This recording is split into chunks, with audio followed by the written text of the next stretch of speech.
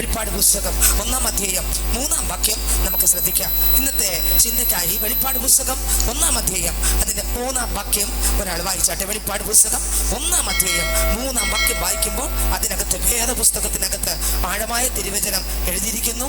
സ്വത്രം ആ ചിന്തയിലേക്ക് നമുക്ക് നമ്മുടെ ശ്രദ്ധയെ കൊണ്ടുവരാം. വായിച്ചേ. കേൾക്കുന്നവനും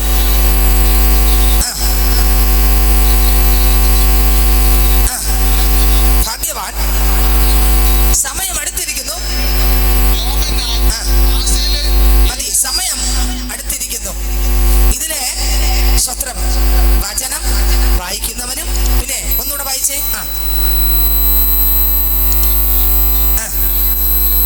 കേൾക്കുന്നവനും കേൾപ്പിക്കുന്നവനും കേൾക്കുന്നവരും വായിക്കുന്നവരും പ്രമാണിക്കുന്നവരാരാ? ഭാഗ്യവാൻ. അടുത്തെഴുതിയിരിക്കുന്നു സമയം അടുത്തിരിക്കുകയാണ്. ഹല്ലേലൂയ. എന്തിന്റെ സമയമാണ് അടുത്തിരിക്കുന്നത്? എന്തിനാ സമയം അടുത്തിരിക്കുന്നത്? സമയം അടുത്തിരിക്കുന്നു. എന്തിന്റെ സമയം? യേശുവിന്റെ വരവിന്റെ സമയം അടുത്തിരിക്കുന്നു. ഹല്ലേലൂയ. ഇന്ന് രാത്രി എനിക്ക് നിങ്ങളോട് വിളിച്ചു പറയാനുള്ളത്, ഈ ദേശത്തോട് വിളിച്ചു പറയാനുള്ളത്, കൺവെൻഷന്റെ 2ാമത്തെ രാത്രികാലം ഈ ദേശത്തോട് വിളിച്ചു പറയാനുള്ളത്, ദേശനിവാസികളെ നിങ്ങൾ ഒരുങ്ങിയിട്ടുണ്ടോ? യേശുവിന്റെ വരവ് അടുത്തിരിക്കുന്നു. സമയം അടുത്തിരിക്കുന്നു.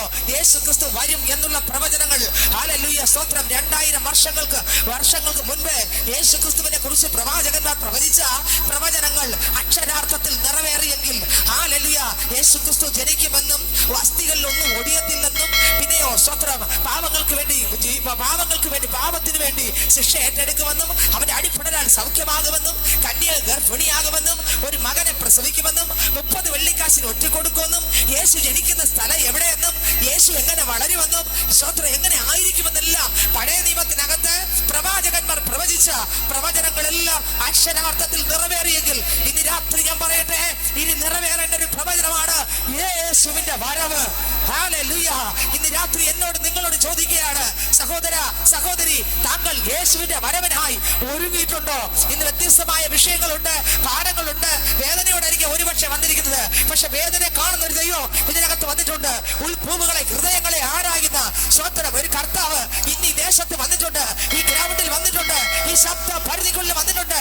കർത്താവ്, ഞാൻ എന്ത് ചെയ്യും? എന്റെ വേദന ആരറിയും എന്ന് നീ വേദനിക്കുമ്പോൾ, വെള്ളത്തിനകത്ത് കിടന്ന ചതുരത്തിരമ പണത്തെ, മത്സ്യത്തിന്റെ വായ്ക്കകത്തിരുന്ന ചതുരത്തിരമ പണത്തെ കണ്ട ഒരു കണ്ണ് ഇന്ന് രാത്രി നിന്റെ ആഴമേറിയ വേദനയെ കാണുന്ന ഒരു ദൈവം ഈ ദേശത്ത് വന്നിട്ടുണ്ട്. കണ്ണുനീരൊപ്പ വേദന മാറ്റാൻ, അവസ്ഥകൾക്കൊരു മാറ്റം തരാൻ, ജീവിതത്തിനകത്തൊരു വിടുതൽ തരാൻ, ഒരു വ്യത്യാസം തരാൻ, ആശ്വാസം തരാൻ, ധൈര്യം തരാൻ കഴിവുള്ള ഒരു ദൈവം ഈ ദേശത്ത് വന്നിട്ടുണ്ട്. പാടപ്പെടേണ്ട നയിക്കുന്ന വിധവയ്ക്ക് വേണ്ടി ഇറങ്ങിയ എന്റെ ദൈവം ഇന്ന് രാത്രി ഇതിനകത്ത് ചില വ്യക്തികളുടെ ചത്ത വിഷയങ്ങള് ജീവിതത്തിനകത്ത് മുന്നോട്ട് പോകാൻ കഴിയുന്നില്ലപ്പാ, എന്ത് ചെയ്യും? സമാധാനം നഷ്ടപ്പെട്ടു പോയി, സന്തോഷം നഷ്ടപ്പെട്ടു പോയി, ഇനി എന്ത് ചെയ്യണമെന്ന് തകരുമ്പോൾ ഈ തകർച്ചകളെ മാറ്റുവാൻ കഴിവുള്ള ഒരു യഹൂദ ഗോത്രത്തിലെ സിംഹമായവൻ ഇന്ന് ഈ ദേശത്ത് വന്നിട്ടുണ്ട്. കർത്താവിനെ പോലെ മറ്റൊരുവനില്ല. സകലവും ചെയ്യാൻ കഴിവുള്ള അത്ഭുത മന്ത്രിയാകുന്ന ദൈവം യേശു ഒരു അത്ഭുതമത്രേ. യേശുവിന്റെ ജനനം ഒരു അത്ഭുതം, യേശുവിന്റെ ജീവിതം ഒരു അത്ഭുതം, യേശുവിന്റെ സ്നാനം ഒരു അത്ഭുതം, യേശുവിന്റെ വളർച്ച ഒരു അത്ഭുതം, യേശുവിന്റെ ശുശ്രൂഷ ഒരു അത്ഭുതം, യേശുവിന്റെ സ്വത്രം മരണം ഒരു അത്ഭുതം, യേശുവിന്റെ ഉയർപ്പ് അത്ഭുതം, യേശുവിന്റെ സ്വർഗ്ഗാരോഹണം ഒരു അത്ഭുതമായിരുന്നു, യേശുവിന്റെ വരവ് ഒരു അത്ഭുതമാണ്. ഇന്ന് രാത്രി ഞാൻ പറയട്ടെ, യേശുവിന്റെ വരവ് ഒരു അത്ഭുതമാണ്. ഇതുവരെ യേശുവിലൂടെ നടന്നതെല്ലാം അത്ഭുതങ്ങളായിരുന്നു. അതേ അത്ഭുതത്തിന്റെ ദൈവം ഒന്നും പഴയത് ചെയ്യാതെ എല്ലാം പുതിയത് ചെയ്ത ഒരു ദൈവം. ഒന്നും പഴയത് ചെയ്തില്ല, ചെയ്തതെല്ലാം എങ്ങനെയുള്ളതായിരുന്നു? ഓരോ ദിവസവും ചെയ്തതെല്ലാം പുതിയതായിരുന്നു. പുതിയതായിട്ട് ചെയ്ത എന്റെ കർത്താവ് ഇന്ന് ഇതിനകത്ത് വന്നിട്ടുണ്ട്. ഇതിനകത്ത് ചില മക്കളെ അഭിഷേകം ചെയ്യാൻ ആ കർത്താവ് പറയുകയാണ്, മക്കളെ, ഞാൻ സ്വത്രം എന്നെ കുറിച്ച് പ്രവാചകന്മാർ പ്രവചിച്ചതല്ല അക്ഷരാർത്ഥത്തിൽ സ്വത്രം നിറവേറിയെങ്കിൽ ഇനി നടക്കേണ്ടത് എന്റെ വരവാണ്. ഞാൻ വരാറായി. ഓ സ്തോത്രം, ഹല്ലേലൂയ. കർത്താവിന്റെ വരവടുത്തു. ആമേൻ. കർത്താവ് പറയുകയാണ്, കർത്താവിന്റെ വരവടുത്തു. ഒന്നുകൂടെ വായിക്കാം. വെളിപ്പാട് പുസ്തകം അതിന്റെ 1-ാം അധ്യായം 3-ാം വാക്യം ഒന്നുകൂടെ വായിച്ചേ. ഈ വചനത്തിന്റെ വാക്കുകളെ വായിച്ചു കേൾപ്പിക്കുന്നവരും അതിൽ എഴുതിയിരിക്കുന്ന പ്രമാണിക്കുന്നവരും ഭാഗ്യവാൻ. സമയം അടുത്തിരിക്കും. സമയം അടുത്തു. കർത്താവിന്റെ വരവിന്റെ സമയം അടുത്തു. എന്താണ് വെളിപ്പാട്? എന്താണ് വെളിപ്പാടെന്ന് പറഞ്ഞാൽ അർത്ഥം മറ നീക്കുക. മലയാള അർത്ഥം മറ നീക്കുക. വെളിപ്പാടെന്ന് പറഞ്ഞാൽ എന്താ അർത്ഥം? മറ നീക്കുക. ഓ സ്വത്രം. ആയിരക്കണക്കിന് ഭക്തന്മാർ മറ നീക്കി സ്വർഗം കാണാൻ കാത്തിരുന്നു. അവർക്കൊന്നും നടന്നില്ല. പക്ഷേ ആത്മവിവശതയിൽ കർത്താവിന്റെ ദാസൻ പത്മോസിനകത്തായിരിക്കുമ്പോൾ, ഓ സ്തോത്ര, ആത്മവിവശതയ്ക്കകത്ത് പത്മോസിലായിരിക്കുമ്പോൾ സ്വർഗത്തിലെ ദൈവം മറ നീക്കി ആമേ പൊരുളിനെ, സ്വർഗീയ പൊരുളിനെ മറ നീക്കി ആമേ കർത്തൃ ദിവസത്തിൽ ആത്മാവിന്റെ വിവശതയ്ക്കകത്ത് യോഹന്നാന് മറ നീക്കി സ്വർഗം വെളിപ്പെടുത്തി കൊടുത്തു. ആ സ്വർഗീയ കാഴ്ചപ്പാട് യോഹന്നാൻ കണ്ടു. ഇന്ന് രാത്രി ചില മക്കൾക്ക് മറ നീക്കി തരുവാൻ ഓ ആമേൻ ആമേൻ ആമേൻ ആമേൻ ആമേൻ ആമേൻ. ആകാശം എന്ന തിരശ്ശീലയ്ക്ക് അപ്പുറത്ത് എന്താണുള്ളതെന്ന് അനേകർ നോക്കിയിട്ടും കാണാൻ പറ്റിയില്ല. എന്നാൽ ആകാശം എന്ന തിരശ്ശീലയ്ക്ക് അപ്പുറത്ത് സ്വർഗത്തെ കാണിച്ചു കൊടുക്കുക, സ്വർഗത്തെ പ്രദർശിപ്പിച്ചു കൊടുക്കുക. യോഹന്നാൻ അപ്പോസ്തലനെ മറ നീക്കി കാണിച്ച എന്റെ ദൈവം, ഹല്ലേലൂയ, മറ നീക്കി സ്വർഗത്തിലെ കാഴ്ചപ്പാടുകൾ എന്റെ ദൈവം ആർക്ക് കാണിച്ചു കൊടുത്തു? ഹല്ലേലൂയ. ആർക്ക് കാണിച്ചു? യോഹന്നാൻ അപ്പോസ്തലന് കാണിച്ചു. എന്നെ കേൾക്കുന്ന ദൈവത്തിന്റെ പൈതലേ, സ്തോത്രം. ഹല്ലേലൂയ. ഇവിടെ ഒന്നും ആർക്കും തകർക്കാൻ പറ്റാതായപ്പോൾ അഭിഷേകം പ്രാപിച്ച ഭക്തനെ കൊണ്ടിട്ട സ്ഥലമാണ് ഇവിടെ പത്മോസ്. ഹല്ലേലൂയ. ഇവിടെ പലരും കൊല്ലാൻ നോക്കി, തകർക്കാൻ നോക്കി, ഒടിക്കാൻ നോക്കി, നശിപ്പിക്കാൻ നോക്കി, തിളപ്പിച്ച എണ്ണയിലിട്ട് കൊല്ലാൻ നോക്കി, ചാകത്തില്ല. തിളച്ച എണ്ണക്കകത്ത് തീയിൽ കുരുത്തത് വെയിലത്ത് ഓടത്തില്ല. തീക്കകത്ത് കുരുത്ത യോഹന്നാനെ തിളപ്പിച്ച എണ്ണയ്ക്ക് തകർക്കാൻ പറ്റിയില്ല. തിളപ്പിച്ച എണ്ണക്കകത്ത് യോഹന്നാൻ ആത്മാവിന്റെ ശക്തിയാൽ നിറഞ്ഞ് ആ ക്രിസ്തുവിന്റെ തണുപ്പ് അനുഭവിച്ചു. ആമേൻ. എണ്ണക്കകത്ത് ചൂട, തീ കൂടുതൽ കത്തിച്ചിട്ട് ആമേൻ ചൂടല്ല, ഓ സ്തോത്രം, പൊരിഞ്ഞു വരേണ്ട സ്ഥാനത്ത് ചത്ത് പൊരിഞ്ഞു വരേണ്ട സ്ഥാനത്ത് ഹല്ലേലൂയ മരിച്ചു പോയില്ല. പിന്നെയോ ഒന്നും സംഭവിച്ചില്ല. ആയുസ് കട്ട പോലെ എണ്ണയെ തണുപ്പിക്കുവാൻ ഒരുവൻ അതിനകത്ത് ഇറങ്ങി കിടന്നു. ആദ്യം വിശ്വസിക്കുന്നുണ്ട്. ഡൊമീഷ്യൻ ചക്രവർത്തി അല്ലെങ്കിൽ പലതും നോക്കിയില്ലേ, ഇവന് എന്തെല്ലാം ചെയ്യാൻ പറ്റുമോ ചെയ്യാൻ നോക്കി. എണ്ണ തിളപ്പിച്ചപ്പോ ആ എണ്ണക്കകത്ത് ആദ്യം എന്റെ അപ്പൻ അങ്ങ് വീട് കിടന്നു കൊടുത്തു. യോഹന്നാനെ, ഈ എണ്ണക്കകത്ത് വീഴുന്ന നീയല്ലടാ, ഞാൻ എന്റെ പുറത്താ നീ വീഴുന്നത്. ഞാൻ എന്റെ സാന്നിധ്യം കൊണ്ട് നിന്റെ പൊതിയും. ഇതിനകത്ത് ചില മക്കളെ സാന്നിധ്യം കൊണ്ട് പൊതിയ, അഭിഷേകം കൊണ്ട് പൊതിയ, കൃപ കൊണ്ട് പൊതിയ. ഓ ഏതെല്ലാം വേദനയുടെ നടുവിലൂടെ നീ പോകുമ്പോഴും യേശുവിലാണ് മകളെ നീ ജീവിക്കുന്നെങ്കിൽ, മകനെ നീ യേശുവിലാണ് ജീവിക്കുന്നെങ്കിൽ, നിന്നെ തകർക്കാൻ ഒരു വാഴ്ചകൾക്കോ അധികാരങ്ങൾക്കോ ഓ ഇപ്പോഴുള്ളതിനോ ഉയരത്തിനോ യാതൊരു ശക്തിക്കും നിങ്ങളെ തകർക്കാൻ കഴിയത്തില്ല. കാരണം ഓ എന്നെ നിന്നെ വിളിച്ച ഒരു നാമം ആണെന്നറിയാമോ? സ്വർലോകരുടെയും ഭൂലോകരുടെയും അധോലോകരുടെയും മുഴങ്കാലുകളെ മടക്കിച്ച ഒറ്റ നാമമേ ഉള്ളൂ. അതത്ര ഞാൻ പ്രസംഗിക്കുന്ന യേശുവിന്റെ നാമം. ഓ ഹല്ലേലൂയ, ഹല്ലേലൂയ. ആ എണ്ണക്കകത്ത് തിളപ്പിച്ച എണ്ണക്കകത്ത് യോഹന്നാൻ കിടക്കുമ്പോ സ്വത്രം കൊല്ലാൻ നോക്കിയതാ. പക്ഷേ ചാകാൻ പറ്റത്തില്ല. കാരണം എന്താ? തീയിൽ കുരുത്തവനെ പ്രാർത്ഥിച്ച് നട്ടവനെ തകർക്കാൻ അഭിഷേകത്തിന്റെ പുതപ്പിനകത്ത് ക്രിസ്തുവേശു നട്ടവനെ ആത്മാവിൽ ക്രിസ്തുവേശു നട്ടവനെ. ചില വ്യക്തികളുടെ ദൈവശക്തി വ്യാപരിക്കുക. ആ ദൈവകൃപയെ പ്രാവശ്യത്തിന് പോകാവോ? ആത്മാവിന്റെ പുതപ്പ് പ്രാവശ്യത്തെ പോകാവോ? 2025 ഒരു ശുശ്രൂഷയുടെ പുതപ്പ് പ്രാവശ്യത്തെ ഞാൻ നിങ്ങൾ അറിഞ്ഞ സത്യം അനേകർക്ക് സത്യമായി മറ നീക്കി വെളിപ്പെടുത്താൻ, ഹല്ലേലൂയ, ഹല്ലേലൂയ, മറ നീക്കി സത്യസന്ധമായ പൊരുളുകൾ വെളിപ്പെടുത്താൻ ദൈവശക്തി പ്രാവശ്യത്തെ പോകാവൂ. ഹല്ലേലൂയ. പത്മോസിനകത്ത് രണ്ടാമത് വലിച്ചത് എവിടെ ചത്തില്ല. എന്നാ പിന്നെ അവിടെ കൊല്ലാന്ന് പറഞ്ഞ് യോഹന്നാൻ എവിടെ എടുത്തിരുന്നു? പത്മോസിലിറങ്ങി. ശ്രദ്ധിച്ചേ. ഹല്ലേലൂയ. പത്മോസ്, ഹല്ലേലൂയ, ഭയങ്കര പ്രശ്നം നിറഞ്ഞ ഏരിയ. പക്ഷേ പത്മോസിന്റെ അകത്ത്, ഹല്ലേലൂയ, ഓ ദൈവത്തിന് സ്വത്രം. ഹല്ലേലൂയ. യോഹന്നാൻ എവിടെയെന്നറിയാമോ? സ്വത്രം പിളർന്ന പാറയ്ക്കകത്ത്. പത്മോസിനല്ലായിരുന്നു. യോഹന്നാൻ വീണത് പിളർന്ന പാറയുടെ അകത്ത്. പിളർന്ന പാറ ആര്? ക്രിസ്തു. കൊണ്ടെറിഞ്ഞവൻ ചിന്തിച്ചു, ഞാൻ എറിയുന്നത് പത്മോസില, അവൻ തീർന്നിരിക്കും. ഒരിടം തീരാത്തല്ല, തീരുന്ന സ്ഥലമാണ് പത്മോസ്. യവനെ തീർന്നിരിക്കും, അവൻ ഇനി തിരിച്ചു വരത്തില്ല. പക്ഷെ ഇവൻ വീണത് ആ പാറ പിളർപ്പിന്റെ. പിളർന്നതാം പാറയേ നിന്നിൽ ഞാൻ മറയട്ടെ. പിളർന്നതാം പാറയേ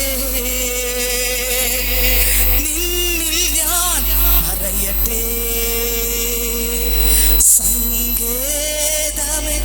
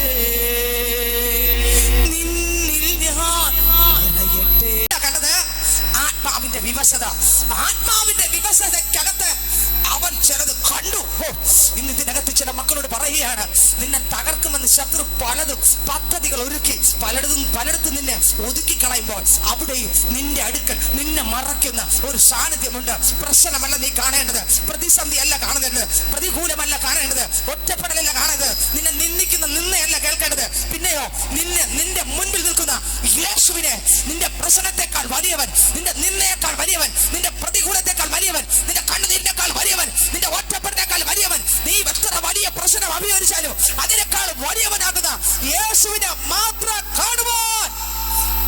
ഹല്ലേലൂയ. ഇന്ന് രാത്രി എത്രയൊക്കെ ഒരുക്കമുണ്ട്. എനിക്ക് എന്റെ പ്രശ്നമല്ല വലുത്, പ്രശ്നത്തെക്കാൾ വലിയവനാരാ? യേശു ക്രിസ്തു. ശുശ്രൂഷയേക്കാൾ വലിയവനാരാ? സഭയേക്കാൾ വലിയവനാരാ? ആലയത്തെക്കാൾ വലിയവനാരാ? മോശയേക്കാൾ വലിയവനാരാ? യോശുവേക്കാൾ വലിയവനാരാ? ഏലിയാവിനേക്കാൾ വലിയവനാരാ? സ്വർഗത്തേക്കാൾ ഉന്നതനാരാ? Oh Jesus. നമുക്ക് തന്ന ശുശ്രൂഷകളേക്കാൾ വലുതാരാ? പറ. യേശു. നമുക്ക് തന്ന അഭിഷേകത്തേക്കാൾ വലുതാരാ? യേശു. എല്ലാത്തിനേക്കാളും വലിയവൻ എനിക്ക് എന്റെ യേശുവാണ്. അത്ര വിട്ടുകൊടുക്കും. എല്ലാത്തെക്കാളും വലുത് എന്റെ ശുശ്രൂഷയല്ല വലുത്, അവൻ എന്റെ പ്രസംഗമല്ല വലുത്, എന്റെ സഭയല്ല വലുത്, എന്റെ യേശുവാണ് വലുത്. പറ. യേശുവാണ് വലുത്. എനിക്ക് വലുത് എന്റെ യേശുവാണ്. ഹല്ലേലൂയ. ദൈവത്തിന് സ്തോത്രം. മറ നീക്കി പത്മോസിനകത്ത് സ്തോത്രം കിടക്കുമ്പോൾ എല്ലാവരും ചിന്തിച്ച് ഇവിടെ തകർത്ത് കളയാം. വെളിപ്പാട് പുസ്തകം നമ്മൾ നോക്കുമ്പോൾ 1-ാമത്തെ അധ്യായം നോക്കുമ്പോൾ മാറത്ത് പൊൻകച്ച കെട്ടി മനുഷ്യപുത്രനോട് സദൃശനായവനെ സ്വത്ര ആത്മവിമർശതയിൽ സ്വർഗത്തിലെ ദൈവം സ്വത്ര മനുഷ്യപുത്രനോട് സ്വത്ര മനുഷ്യപുത്രനായിരുന്ന യേശു ക്രിസ്തുവിന്റെ വെളിപ്പാടാണ് 1-ാം അധ്യായമെങ്കിൽ 2-ഉം 3-ഉം അധ്യായം വായിക്കുമ്പോൾ 7 സഭകൾക്ക് ദൂതെഴുതുന്നു.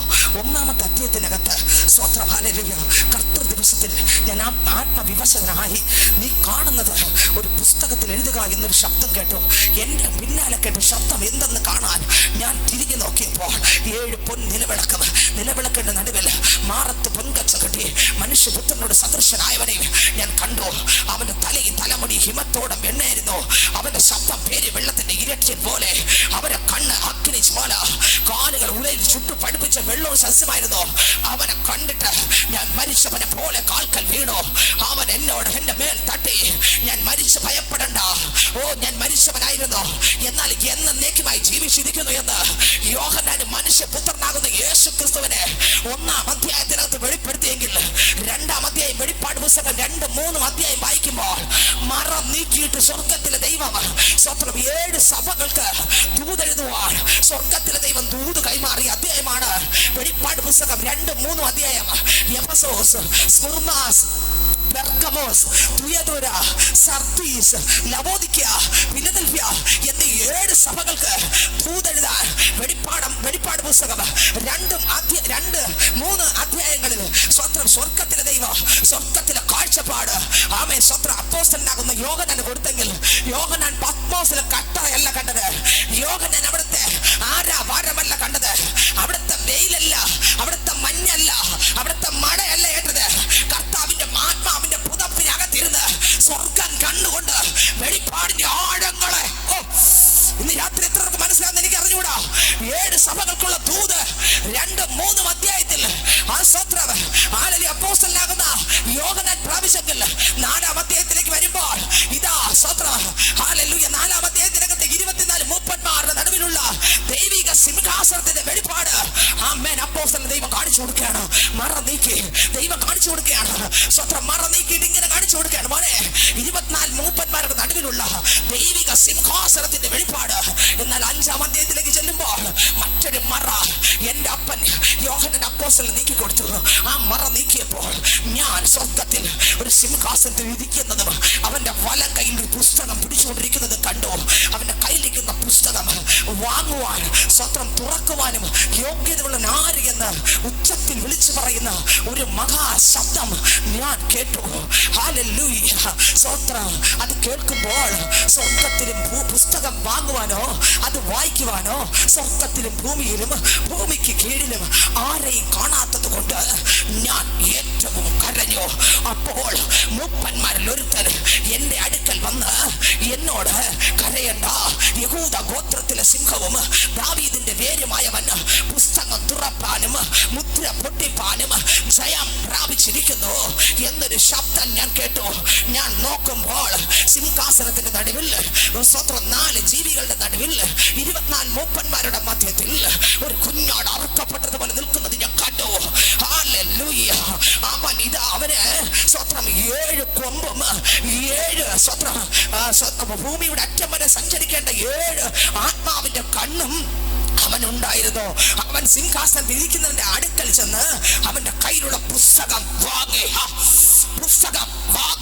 അപ്പോൾ 24 മൂപ്പന്മാരും 4 ജീവികളും പ്രാർത്ഥന എന്ന ധൂപ കലശം സ്വത്രം പിടിച്ചുകൊണ്ട് വീണകൾ മീട്ടിക്കൊണ്ട് പാദപീഠത്തിൽ വീണ് ദൈവത്തിന് മഹത്വം കൊടുത്തു. ഞാൻ പറയട്ടെ, 5-ാം അധ്യായത്തിനകത്ത് പുസ്തകം തുറക്കാൻ യോഗ്യനെന്നുള്ള ശബ്ദം കേൾക്കുമ്പോൾ ലോകത്തിന്റെ പാപത്തെ ചുമക്കുന്ന ദൈവത്തിന്റെ കുഞ്ഞാട് പുസ്തകം തുറപ്പാനും 7 മുദ്ര പൊട്ടിപ്പാനും ജയം പ്രാപിച്ചവന് പുസ്തകം വാങ്ങുന്ന വെളിപ്പാട് യോഹന്നാൻ കണ്ടെങ്കിൽ, എന്നെ കേൾക്കുന്ന ദൈവത്തിന്റെ പൈതലെ, 6-ാം അധ്യായം മുതൽ 16-ാം അധ്യായം വരെ വെളിപ്പാട് പുസ്തകം, 6-ാം അധ്യായം മുതൽ 16-ാം അധ്യായം വരെ യേശു ക്രിസ്തുവിന്റെ വരവിന് ശേഷം ഒരു എതിർ ക്രിസ്തു ഇവിടെ ഭരിക്കുകയും എതിർ ക്രിസ്തുവിന്റെ ഭരണത്തിന്റെ 2ാമത്തെ 3.5 വർഷത്തിൽ നടക്കുന്ന സ്വർഗത്തിലെ ദൈവം അയക്കുന്ന 60 ബാധകളിലധികം ബാധകൾ അയക്കുന്ന വെളിപ്പാടിന്റെ മറ ദൈവം യോഹന്നാന് 6-ാം അധ്യായം മുതൽ 16-ാം അധ്യായം വരെ കാണിച്ചു കൊടുത്തു. തീർന്നില്ല. 17-ാം അധ്യായത്തിൽ മറ്റൊരു മറ സ്വർഗം നീക്കി കാണിച്ചു കൊടുത്തു. മർമ്മം മഹതിയാം ബാബിലോണിന്റെ ന്യായവിധി കാണിച്ചു കൊടുത്തു. തീർന്നില്ല. 18-ാം അധ്യായം വെളിപ്പാട് പുസ്തകം 18-ാം അധ്യായത്തിൽ സ്വത്രം മഹതിയാം ബാബേലിനെ കുറിച്ചുള്ള വെളിപ്പാട് കാണിച്ചു കൊടുത്തു. തീർന്നില്ല. 19-ാം അധ്യായത്തിലേക്ക് വരുമ്പോൾ കുഞ്ഞാടിന്റെ കല്യാണം അടുത്തല്ലോ. ആമേൻ. ഇന്ന് രാത്രി ഇതിനകത്തിരിക്കുന്ന വിശുദ്ധിയോടെ രക്ഷിക്കപ്പെട്ട് മാനസാന്തരപ്പെട്ട് സ്നാനപ്പെട്ട് അഭിഷേകം പ്രാപിച്ച് ആത്മനിറവ് പ്രാപിച്ച് കർത്താവിനാൽ അലങ്കരിച്ച് ഒരുങ്ങി കാത്തിരിക്കുന്ന ആമേ കർത്താവേ വേഗം വരണമേ എന്ന് പറയുന്ന ദൈവസഭയുടെ വേളി നടക്കുന്ന രംഗമാണ് മറ നീക്കി യോഹന്നാൻ അപ്പോസ്തലന്റെ 19-ാം അധ്യായത്തിനകത്ത്. എത്രയൊക്കെ മനസ്സിലാവുന്ന എനിക്ക് അറിഞ്ഞുകൂടാ. 19-ാം അധ്യായത്തിനകത്ത് യോഹന്നാൻ കാണിച്ചു കൊടുത്തത് കുഞ്ഞാടിന്റെ കല്യാണം വന്നുവല്ലോ. തന്റെ കാന്തയും തന്നെത്താൻ ഒരുങ്ങി കാത്തിരിക്കുന്ന കുഞ്ഞാടാകുന്ന യേശു സഭയാകുന്ന മണവാട്ടിയും തമ്മിലുള്ള വിവാഹത്തെ അരച്ചിട്ടിരിക്കുന്ന അധ്യായമാണ് ഇത്, 19-ാം അധ്യായം. എന്നാൽ 20-ാം അധ്യായത്തിലേക്ക് വരുമ്പോൾ ഇതാ സ്വത്ര 11 കൊടുത്തിരിക്കുന്ന ഒന്നുണ്ടെങ്കിൽ 14-11 സിംഹാസനങ്ങളും 7 ന്യായവിധികളും. ആ ന്യായവിധികൾ പ്രധാനപ്പെട്ട ഒരു ന്യായവിധിയാണ് വെള്ള സിംഹാസന ന്യായവിധി. കൊടുത്തിരിക്കുന്ന ഒരു പുസ്തകമുണ്ടെങ്കിൽ 20-ാം അധ്യായം വെളിപ്പാടിൽ മറ നീക്കി യോഹന്നാൻ കാണിച്ചു കൊടുത്തു. തീർന്നില്ല. 21-ാം അധ്യായം വായിക്കുമ്പോൾ പുതിയ ആകാശവും പുതിയ ഭൂമിയും വരാൻ പോകുന്ന പുതിയ ആകാശവും. ആമേ സ്വത്ര. ചക്രവർത്തിയെ, നീ തള്ളിയിട്ടത് തകരാനല്ലേ? യോഹന്നാൻ തകർന്നില്ലടാ. ഇനി വരാൻ പോകുന്ന പുതിയ ആകാശവും പുതിയ ഭൂമിയും സ്വർഗത്തിലെ ദൈവം പ്രദർശനത്തിലൂടെ ആമേൻ മറ നീക്കി കാണിച്ചു കൊടുത്തു. തീർന്നില്ല. 22-ാം അധ്യായത്തിലേക്ക് വരുമ്പോൾ ദൈവസഭ നിത്യത്തിലേക്ക് മറയുന്നതിന്റെ വെളിപ്പാടും യോഹന്നാന് കാണിച്ചു കൊടുത്തു. നിങ്ങൾക്ക് എത്രക്ക് മനസ്സിലായി? 22 അധ്യായമാണ് ഞാൻ ടക്കനെ പറഞ്ഞു തീർത്തത്. ഹല്ലേലൂയ. ആഴമേറിയ 22 അധ്യായങ്ങൾ ദൈവത്തിന്റെ സ്വത്രം പത്മോസിലേക്ക് വലിച്ചെറിയുമ്പോൾ എല്ലാവരും ചിന്തിച്ചു, ഇതോടെ സ്വത്രം ആരവസാനിച്ചു? യോഹന്നാൻ അപ്പോസ്തലൻ അവസാനിച്ചു. ഇല്ല, ഒരു സ്റ്റാർട്ടിങ് വെളിപ്പാടിന്റെ ഒരു ആരംഭം. വെളിപ്പാടിന്റെ മറ നീക്കി അനേകർക്ക് വെളിപ്പെടാത്ത ചില കാഴ്ചപ്പാടുകൾ നടക്കുന്നതും നടന്നുകൊണ്ടിരിക്കുന്നതും ഇനി നടക്കേണ്ടതുമാകുന്ന വെളിപ്പാടിന്റെ മർമ്മങ്ങളെ, കലവറകളെ, സ്വകീയ കാഴ്ചപ്പാടുകളെ ദൈവം കാണിച്ചു കൊടുത്തു. സ്വത്രം ചക്രവർത്തി ശ്രദ്ധിച്ചു കേട്ട ചക്രവർത്തി കൊണ്ടുവന്ന് തീർന്നു എന്ന് പറഞ്ഞ അവനെ തട്ടി. ദൈവത്തിന്റെ സ്വത്രം തീർന്നു എന്ന് പറഞ്ഞു. പിന്നെ കർത്താവ് എന്തെന്നറിയാമോ? വെളിപ്പാട് 4:1 ഇവിടെ കയറി വരിക, മേലാൽ സംഭവിക്കാനുള്ളത് ഞാൻ നിന്നെ വായിച്ചേ. വെളിപ്പാട് പുസ്തകം 4:1 വായിച്ചേ. വെളിപ്പാട് പുസ്തകം 4-ാം അധ്യായം 1-ാം വാക്യം.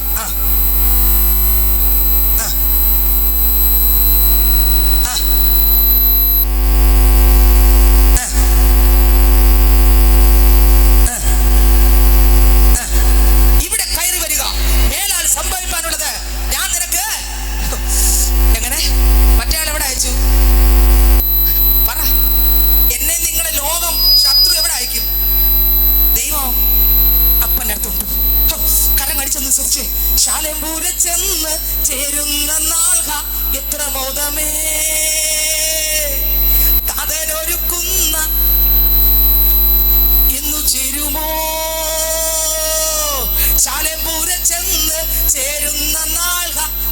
ആമോദമേ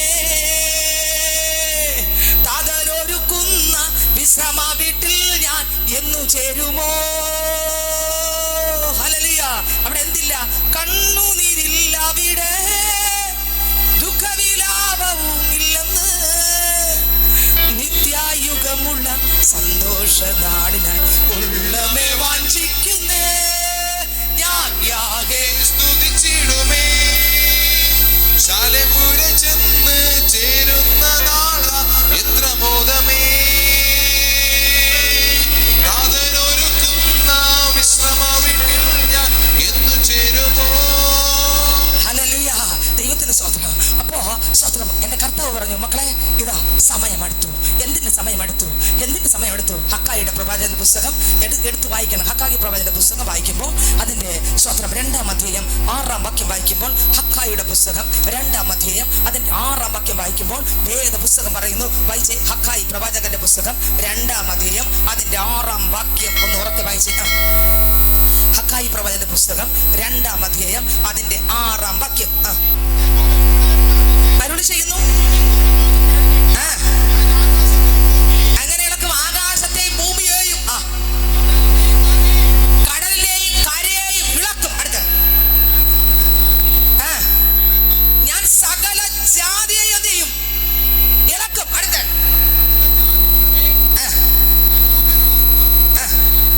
ഒന്നുകൂടെ ആദ്യം മുതൽ വായിച്ചേ. ഒന്നും കൂടെ അരുളി ചെയ്യുന്നു. ഇനി കുറഞ്ഞോന്ന് കഴിഞ്ഞിട്ട്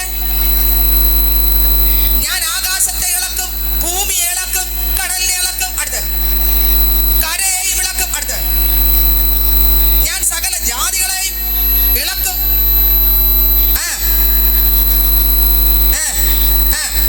സകല ജാതികളുടെയും മനോഹര വസ്തു വരികയും. അപ്പൊ ഈ ഇളക്കം നടക്കുമ്പോ ഒരു വസ്തു വരും. അത് ഏത് വസ്തു? പറ. ലൂക്കോസിന്റെ സുവിശേഷം എടുത്തേ. എല്ലാവരും എടുക്കണം. ഏത് വസ്തുവാണ് ഇറങ്ങി വരുന്നത് അറിയണ്ടേ? ലൂക്കോസിന്റെ സുവിശേഷം വായിക്കുമ്പോൾ അതിന്റെ 2-ാം അധ്യായം വായിക്കുമ്പോൾ 25-ാം വാക്യം മുതൽ 35 വരെ വായിക്കുമ്പോൾ സ്വത്രം ഇതാ കരയെ ഇളക്കുന്ന ദൈവം, കടലിനെ ഇളക്കുന്ന ദൈവം. സ്വത്രം ഇതാ ഒരു മനോഹര വസ്തു ഇറങ്ങി വരുമെന്ന് 6-ാം അധ്യായത്തിന് 6-ാം വാക്യത്തിനകത്ത് കൊടുത്തിരിക്കുന്നു. സൈനികളുടെ ഹോ ഇപ്രകാരമല്ല ചെയ്യുന്നു, ഇനി കുറഞ്ഞോ എന്ന് കഴിഞ്ഞിട്ട് ഞാൻ ആകാശത്തെയും ഭൂമിയെയും കടലിനെയും കരയെയും ഇളക്കും. അടുത്ത വരി, ഞാൻ സകല ജാതികളെ. എങ്ങനെ? എത്ര ജാതി ഇളക്കും? ഒരു ജാതിയാണോ? പിന്നെ എല്ലാ ജാതി ഇളക്കും. ഒറ്റ ജാതിയല്ല. ഓ ദൈവത്തിന് സ്തോത്രം. ആമേൻ. എല്ലാത്തിനും ഇളക്കും. ഒരു ദിവസം എല്ലാ എണ്ണ ഇളകിയിട്ട് പറയും, യേശു മാത്രം കർത്താവ്, ഡാഡി മാത്രം കർത്താവ്, എല്ലാ മുട്ടും മടങ്ങും, എല്ലാ നാവും പാടിടും, യേശു മാത്രം കർത്താവ്. സ്തുതിയും സ്തോത്രവും എല്ലാം സ്വീകരിപ്പാൻ യോഗ്യനായോനേ, എല്ലാ മുട്ടും മടങ്ങും, എല്ലാ നാവും പാടി, ഡാഡി മാത്രം കർത്താവ്, ഡാഡി മാത്രം കർത്താവ്, അപ്പൻ മാത്രം കർത്താവ്, യേശു മാത്രം കർത്താവ്. സ്തുതിയും സ്തോത്രവും എല്ലാം സ്വീകരിപ്പാൻ യോഗ്യനായോരേ, എല്ലാ മുട്ടും മടങ്ങും, എല്ലാ നാവും പാടിടും, യേശു മാത്രം കർത്താവ്, ഡാഡി മാത്രം കർത്താവ്, അപ്പൻ മാത്രം കർത്താവ്. ഹല്ലേലൂയ. സമയം പോരാ. ഫിലിപ്പിയർക്ക് ലേഖനം വായിക്കുമ്പോൾ അതിനകത്തുണ്ട് എല്ലാം മുട്ടും മടങ്ങും. 2-ാം അധ്യായത്തിൽ വായിക്കുമ്പോൾ അതിനകത്ത് നോക്കിക്കേ. സ്വത്രം. ഹല്ലേലൂയ. ഏറ്റവും ഉന്നതങ്ങളിൽ ഇരിക്കുന്ന ആരാ? ഏറ്റവും മുകളിലിരിക്കുന്ന ആരാ? ആര് പറയും? ഏറ്റവും മുകളിലിരിക്കുന്ന ആരാ? യേശു. എന്തുകൊണ്ട് ഏറ്റവും മുകളിൽ യേശു പോകാൻ കാരണം? ഈ ഭൂമിയിൽ ജീവിച്ചപ്പോൾ യേശു ഏറ്റവും താണത് കൊണ്ട്. എവിടെ കിടക്കുന്നു? ഫിലിപ്പിയർക്ക് എഴുതിയ ലേഖനം 2-ാം അധ്യായം 5, 6, 7, 8, 9 വാക്യം വായിക്കുമ്പോൾ അതിലിരിക്കുന്നു, സ്വത്രം ക്രിസ്തു യേശുവിന്റെ ഭാവം തന്നെ നിങ്ങളിൽ ഉണ്ടായിരിക്കട്ടെ. കണ്ടോ, അവൻ ദൈവത്തിലിരിക്കെ ദൈവത്തോടുള്ള സമത്വം മുറുകെ പിടിച്ചുകൊള്ളുന്നത് വിചാരിക്കാതെ വേഷത്തിൽ മനുഷ്യനായി തന്നെത്താൻ ഒഴിച്ച് തന്നെത്താൻ താഴ്ത്തി ക്രൂശിലെ മരണത്തോളം അനുസരണമുള്ളനായി തീർന്നു. അതുകൊണ്ട് ദൈവം അവനെ ഏറ്റവും ഉയർത്തി. സ്വത്രം എല്ലാ മുഴങ്കാലും മടങ്ങുന്ന സ്വർലോകരുടെയും ഭൂലോകരുടെയും അധോലോകരുടെയും മുഴങ്കാലുകൾ മടങ്ങുന്ന ഒരു കർത്താവാക്കി എല്ലാത്തിന്റെ മീതെ ആരെത്തിരിക്കുക. അപ്പോ യേശു ഇരിക്കുന്നിടത്ത് പോകുന്ന പൈതൽ എങ്ങനെ ആയിരിക്കണം? പറ. യേശു ഇരിക്കുന്നില്ലേ, അവിടെ പോകണമെങ്കില യേശു അവിടെ ഏറ്റവും മണ്ടയിൽ കയറാൻ കാരണം എന്താ? പറ. ഈ ഭൂമിയിൽ ഏറ്റവും താണതാരാ? ഇനി അതുപോലെ താണതാരും? ഇനി ഈ യേശു ഇപ്പൊ എവിടെ ഇരിക്കുന്നു? ഇനി ഈ യേശുവിന്റെ അടുക്കൽ എനിക്ക് പോകണമെങ്കിൽ എന്ത് ചെയ്യണം? യേശു ഇവിടെ താണതുപോലെ അത് കുഴിയെടുത്ത് അകത്തിരുന്ന താഴോ? പിന്നെ തല താഴ്ത്തിയാലോ? താണിരിക്കുക എന്ന് പറഞ്ഞാൽ, താഴ്ത്തുക എന്ന് പറഞ്ഞാൽ പതുക്കെ ആര് ചോദിച്ചാലും ചെറു പുഞ്ചിരിയോടെ സംസാരിക്കുന്നതാണോ? അതാണ് താഴ്മ എന്ന് പറഞ്ഞാൽ. അല്ല, ഇതൊന്നും അല്ല താഴ്മ. പിന്നെ ചാട്ടവാറ് കൊണ്ട് താഴ്മയുള്ള യേശു ക്രിസ്തു ഞാൻ സൗമ്യതയും താഴ്മയുള്ളവനാകെ എന്റെ മുഖം ഏറ്റുകൊണ്ട് എന്നോട് ചേർന്ന് പഠിപ്പിക്കുന്ന യോഹന്നാൻ 11:28 വായിക്കുന്നില്ലേ? സ്വത്രം. ആമേൻ. ഞാൻ സൗമ്യതയും താഴ്മയുള്ളവനാകെ എന്റെ മുഖം ഏറ്റുകൊണ്ട് എന്നോട് ചേർന്ന് പഠിപ്പീൻ. ഹല്ലേലൂയ. എന്റെ മുഖം മൃദു, എന്റെ ചുവട് ലഘുവുമാകുന്നു. എന്റെ മുഖം മൃദു, എന്റെ ചുവട് ലഘുവുമാകുന്നു. എന്തോന്നാണത്? സൗമ്യതയും താഴ്മയും ഉള്ളവനാകയാ. സ്വത്രം. യേശു ക്രിസ്തു സൗമ്യനായിരുന്നു. യേശുവിനെ പോലെ സൗമ്യൻ ആരുമായില്ല. യേശു ക്രിസ്തു താഴ്മയുള്ളവനായിരുന്നു. യേശു ക്രിസ്തുവിനെ താഴ്ന്ന ആരുമില്ല. സ്വത്രം. ഏറ്റവും താണതുകൊണ്ട് ദൈവം ഏറ്റവും ഉയർത്തി. ആ താഴ്മയുള്ള യേശു ക്രിസ്തു ദേവാലയത്തിനകത്ത് ചെന്നപ്പോൾ വാങ്ങുന്നവരെ വിൽക്കുന്നവരെ കണ്ടു, ചാട്ട കൊണ്ട് അടിച്ച് പുറത്താക്കി. ഒരു ഭാഗം യേശു ആരാ? യേശു മൊത്തം താഴ്ത്തിയില്ലേ? അവിടെ എന്താ അവിടെ സംഭവിച്ചത്? താഴ്മയുള്ള ഒരാളിൽ അങ്ങനെ വരുമോ? വരൂലല്ലേ? എന്താ അവിടെ? യേശുവിടെ വന്ന് അവിടെ താഴ്മയില്ലാത്തതുകൊണ്ടാണോ? അല്ല. പിന്നെന്താ? ദൈവത്തെ കരയിപ്പിക്കുന്ന വിഷയങ്ങൾ വരുമ്പോൾ ദൈവ താഴ്മയുള്ള തന്നെയാണ്. യേശു താഴ്മയുള്ളവനാണ്. പക്ഷെ അവിടെ പ്രതികരിക്കേണ്ട രീതിയിൽ ആത്മാവ് പ്രതികരിക്കും. അത് ദൈവ വേലക്കാരിലൂടെ അങ്ങനെ തന്നെയാണ്. ദൈവത്തിന് സ്വത്രം, ദൈവത്തിന് സ്വത്രം. വിലക്കേണ്ടവര്, ഒടിക്കേണ്ടവര്, ഇരുത്തേണ്ടവര്, ഉപദേശിക്കേണ്ടവര്, വെട്ടേണ്ടവര്, ആമേൻ, പണിയേണ്ടവര്, ആമേൻ. ദൈവ വേലക്കാര് പണിയും. എന്താ കാര്യം? അവർക്ക് ആ സൗമ്യത ആത്മാവിന് ദൈവം കൊടുത്തിട്ടുണ്ട്. ചേർത്ത് പിടിക്കേണ്ട സമയത്ത് ചേർത്ത് പിടിക്കും. കണ്ണീരൊപ്പേണ്ട സമയത്ത് കണ്ണീരൊപ്പ്. ഒറ്റപ്പെടുത്താതെ കെട്ടിപ്പിടിക്കേണ്ട സമയത്ത് കെട്ടിപ്പിടിക്കും. കൂടെ ഇരിക്കേണ്ട സമയത്ത് അതെല്ലാം ശുശ്രൂഷ ചെയ്യുന്നവർക്കുണ്ട്. ഹല്ലേലൂയ. അത് കർത്താവായ യേശു ക്രിസ്തു കൊടുക്കുന്ന കൃപകളാണ്. അത് കർത്താവ് കർത്താവിനാൽ വിളിച്ച് വേർതിരിക്കപ്പെട്ട ദൈവവേലക്കാരുടെ മേൽ അതുണ്ട്. ഹല്ലേലൂയ. ഞാൻ പറയട്ടെ, ദൈവത്തിന് സ്വത്രം. യേശു ക്രിസ്തു ഏറ്റവും താഴ്ത്തിയുണ്ട്. യേശു ക്രിസ്തു ഏറ്റവും ഉയരങ്ങളിലിരുത്തി. എന്ന സ്വത്രം തീർന്നില്ല. സ്വർലോകരുടെയും ഭൂലോകരുടെയും അധോലോകരുടെയും മുഴങ്കാലൊക്കെയും മടങ്ങുകയും എല്ലാ നാവും യേശു ക്രിസ്തു കർത്താവെന്ന് ദൈവ മഹത്വം. ശ്രദ്ധിക്കണേ, വചനം അങ്ങനെയാണ്. ദൈവ മഹത്വം. ഫിലിപ്പിയർ 2:ന്റെ അവസാനം അങ്ങോട്ട് വായിക്കും, മനസ്സിലാവും. സ്വത്രം. ദൈവ മഹത്വത്തിനായി എല്ലാവരും ഏറ്റുപറയുകയും ചെയ്യും. എങ്ങനെ? സ്വത്രം. യേശു ക്രിസ്തുവിനെ സ്വർലോകരുടെയും ഭൂലോകരുടെയും അധോലോകരുടെയും സകല മുഴങ്കാലുകളും മടങ്ങുകയും എല്ലാ നാവും ദൈവ മഹത്വത്തിനായി യേശു ക്രിസ്തു കർത്താവെന്ന് ഏറ്റുപറയുകയും ചെയ്യും. എന്താണ് അതിന്റെ അർത്ഥം എന്ന് ചോദിച്ചാൽ, ഇപ്പോ സ്വത്രം ഇലക്ഷനെ വ്യത്യസ്ത പാർട്ടിക്കാർ ഇലക്ഷന് നിൽക്കും അല്ലേ? എല്ലാ പാർട്ടിക്കാർക്കും തമ്മിൽ അങ്ങോട്ട് എന്തുണ്ട്? ഓരോ പാർട്ടിക്കാർക്കും അടുത്ത പാർട്ടിക്കാരെ കണ്ടുകൂടാം. പക്ഷെ ഏത് പാർട്ടിക്ക് അങ്ങോട്ടും ഇങ്ങോട്ടും കണ്ടുകൂടെങ്കിലും സ്വത്രം വോട്ട് കഴിഞ്ഞ് ഇലക്ഷന്റെ വോട്ട് എണ്ണിക്കഴിഞ്ഞാൽ ജയിച്ച ആളിനെ ആർക്ക് വിരോധം ഉണ്ടെങ്കിലും മന്ത്രി സ്ഥാനത്തിലാക്കുമ്പോൾ നമ്മുടെ മന്ത്രി ആരാന്ന് ചോദിച്ചാൽ എതിർ കക്ഷിക്കും ഇതാണ് ഞങ്ങളുടെ മന്ത്രി എന്ന് പറഞ്ഞല്ലേ പറ്റുള്ളൂ. ആണോ? അല്ലേ? അപ്പോ യേശുവിന്റെ മുമ്പിൽ സ്വത്രം ദൈവം ഇല്ലെന്ന് പറയുന്ന നിരീശ്വരവാദികളും നക്സലേറ്റുകളും സകല പാവികളും ദൈവ വിരോധികളും സകലരും ഒരു ദിവസം ആ സിംഹാസനത്തിൽ യേശു ഇരിക്കുമ്പോൾ ഇവന്മാര് മുഴുവനും മുട്ടും മുടക്കിയിട്ട് പറയും, ഈ ഇരിക്കുന്നവനാണ് നസ്രായനാകുന്ന യേശു ക്രിസ്തു ഏക കർത്താവെന്ന് ഇവരുടെ വായി കൊണ്ട് നിനക്കെത്ര വെളിപ്പെട്ടു. ആമേൻ. അവരെല്ലാം ദൈവത്തെ ആരാധിക്കുന്നല്ല, പക്ഷെ അവർ ഏറ്റു പറഞ്ഞിരിക്കും. ഇന്നിവിടെ തള്ളി പറയുന്ന സകലരും ഒരു ദിവസം പറഞ്ഞിട്ട് അവർ നരകത്തിൽ പോയാലും പറഞ്ഞിട്ടേ വിടൂ. കരവ് നടിച്ചേ. പറഞ്ഞിട്ട് നരകത്തിൽ പോയാലും നിന്റെ വാ കൊണ്ട് തള്ളി പറഞ്ഞവന് ആമേ ആര് ദൈവം എന്ന് ചോദിക്കുമ്പോ എന്റെ യേശുവിനെ തള്ളി പറഞ്ഞ അതരമേ, നീ ഒരു ദിവസം യേശു കർത്താവെന്ന് പറഞ്ഞിട്ടേ തീരൂ. ഹല്ലേലൂയ. അതാണ് ഫിലിപ്പിയർ എഴുതിയിരിക്കുന്നത്. ദൈവത്തിന് സ്വോത്രം. കഴിയില്ല, അതിന് കഴിയാൻ പോകുന്നതേ ഉള്ളൂ. ദൈവത്തിന് സ്വോത്രം. എന്നെ കേൾക്കുന്ന ദൈവത്തിന്റെ പൈതല്, ഇന്ന് രാത്രി ഞാൻ വിളിച്ചു പറയട്ടെ, യേശു ക്രിസ്തു വരാറായി. ഇതാ സ്വോത്രം. ആരാണ് ആ മനോഹര വസ്തു?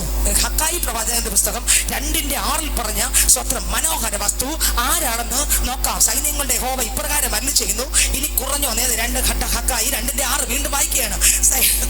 സൈന്യങ്ങളുടെ യഹോവ ഇപ്രകാരം അരുളി ചെയ്യുന്നു, ഇനി കുറഞ്ഞോന്ന് കഴിഞ്ഞിട്ട് ഞാൻ ആകാശത്തെയും ഭൂമിയെയും കടലിനെയും കരയെയും ഇളക്കും. സ്വത്രം. ഞാൻ സകല ജാതികളെ ഇളക്കും. സകല ജാതികളുടെ മനോഹര വസ്തു വരികയും ചെയ്യും. എടാ, നീ ഏത് ജാതിയായാലും ഒരു മനോഹര വസ്തു വരാൻ സമയമായി. വായിച്ചേ, ആ മനോഹര വസ്തു വരാമെന്ന് വായിച്ചേ. ലൂക്കോസ് സുവിശേഷം 2:25 മുതൽ വായിച്ചേ.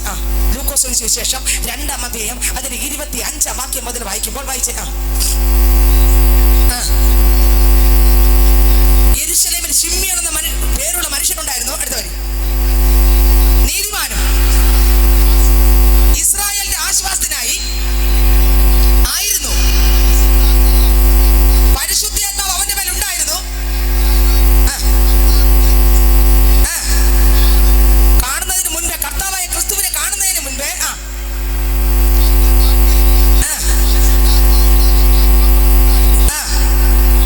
ആത്മനിയോഗത്താൽ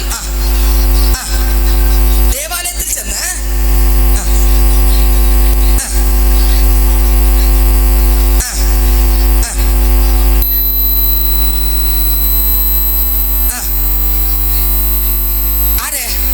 ശിമോൻ കൈക്ക് ഏന്തി ദൈവത്തെ എത്തിയത്. കുഞ്ഞു വാപ്പയാ. യേശു ആരാ ഇപ്പോ? ആരുടെ കയ്യിൽ? ശിമോന്റെ കയ്യിൽ എങ്ങനെ ഇരിക്കുന്നു ഒരു കുഞ്ഞ് ബാബ. പക്ഷെ ബാബാവോ എന്നാണോ പറഞ്ഞ അവിടെ? പിന്നെ എന്തോന്നാ പറഞ്ഞ? അടുത്ത വാക്യം വായിക്കുമ്പോ ഏന്തി ദൈവത്തെ പുകഴ്ത്തി. അടുത്ത്, ഓ ഈ കുഞ്ഞിനെ വിളിച്ചോന്നാ ഇപ്പോൾ നാദാ. വിളിച്ചെങ്ങനെ? കുഞ്ഞെന്നാണോ? ബാബാവോ എന്നാണോ? പിന്നെ ഇപ്പോൾ നാദാ.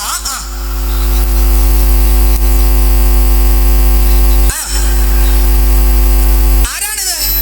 ജാതികൾക്ക്, നേരത്തെ വായിച്ചില്ലേ ഹഗ്ഗായില്, ജാതികൾക്ക് വെളിപ്പെടുവാനുള്ള പ്രകാശവും നിന്റെ ജനമായ ഇസ്രായേലിന്റെ മഹത്വമായി നീ സകല ജാതികളുടെ മുമ്പിൽ ഒരുക്കിയിരിക്കുന്ന എന്ന് പറഞ്ഞു. അടുത്ത വരി.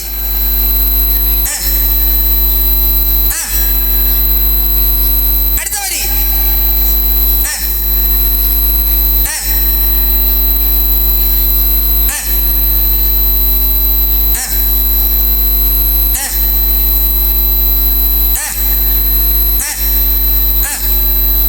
മറുത്തു പറയുന്ന അടയാളത്തിനുമായി വച്ചിരിക്കുന്നു. ഹല്ലേലൂയ. നിന്റെ സ്വന്തം പ്രാണനിൽ കൂടിയ ഒരു വാൾ കടക്കുമെന്ന് പറഞ്ഞു. ദൈവത്തിന് സ്വോത്രം. അപ്പൊ ഇറങ്ങി വരുന്ന ആരാ? രാജാധിരാജൻ മഹിമയോടെ വനമേഘത്തിൽ എഴുന്നള്ളാറായി. ചേർന്ന്, രാജാധിരാജൻ മഹിമയോടെ വനമേഘത്തിൽ എഴുന്നള്ളാറായി. രാജാധിരാജൻ മഹിമയോടെ വനമേഘത്തിൽ എഴുന്നള്ളാറായി. ഒരുങ്ങി നിന്നു തന്നോടു കൂടെ മണിയറയിൽ വാഴാൻ കാലമായി. ഒരുങ്ങി തന്നോടു കൂടെ മണിയറയിൽ വാഴാൻ കാലമാ. മണിയറയിൽ വാഴാൻ കാലമാ. മണിയറയിൽ വാഴാൻ കാലമാ. രാജാധിരാജൻ മഹിമയോടെ വനമേഘത്തിൽ എഴുന്നള്ളാറായി. രാജാധിരാജൻ മഹിമയോടെ വനമേഘത്തിൽ എഴുന്നള്ളാറായി.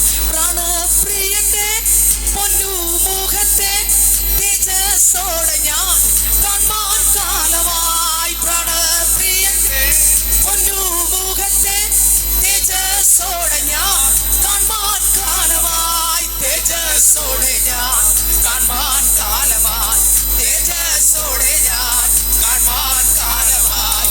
രാജാധിരാജൻ മഹിമയോടെ വനമേഘത്തിൽ എഴുന്നള്ളാറായി. രാജാധിരാജൻ മഹിമയോടെ വനമേഘത്തിൽ എഴുന്നള്ളാറായി.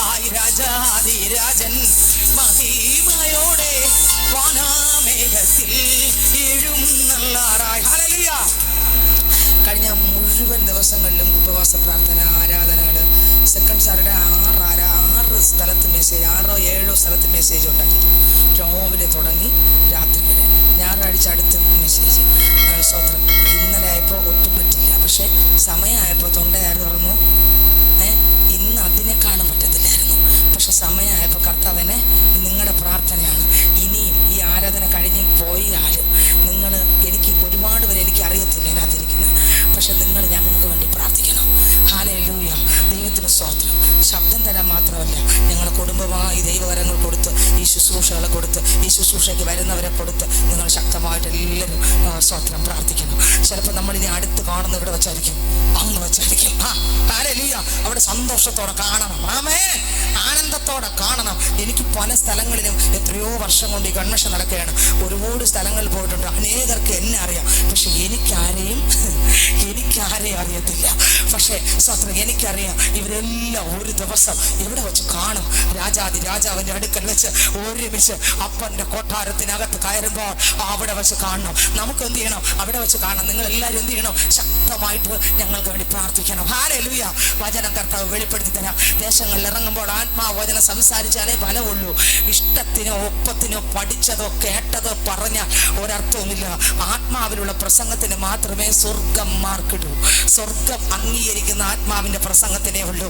അല്ലാതെ മനുഷ്യന്റെ പ്രസംഗത്തിന്, മാനുഷികമായുള്ള പഠിപ്പിന്റെ പ്രസംഗം ദൈവം നോക്കത്തുമില്ല, വില ഇടയുകയുമില്ല, അവിടെ വ്യത്യാസം ഉണ്ടാകുകയുമില്ല.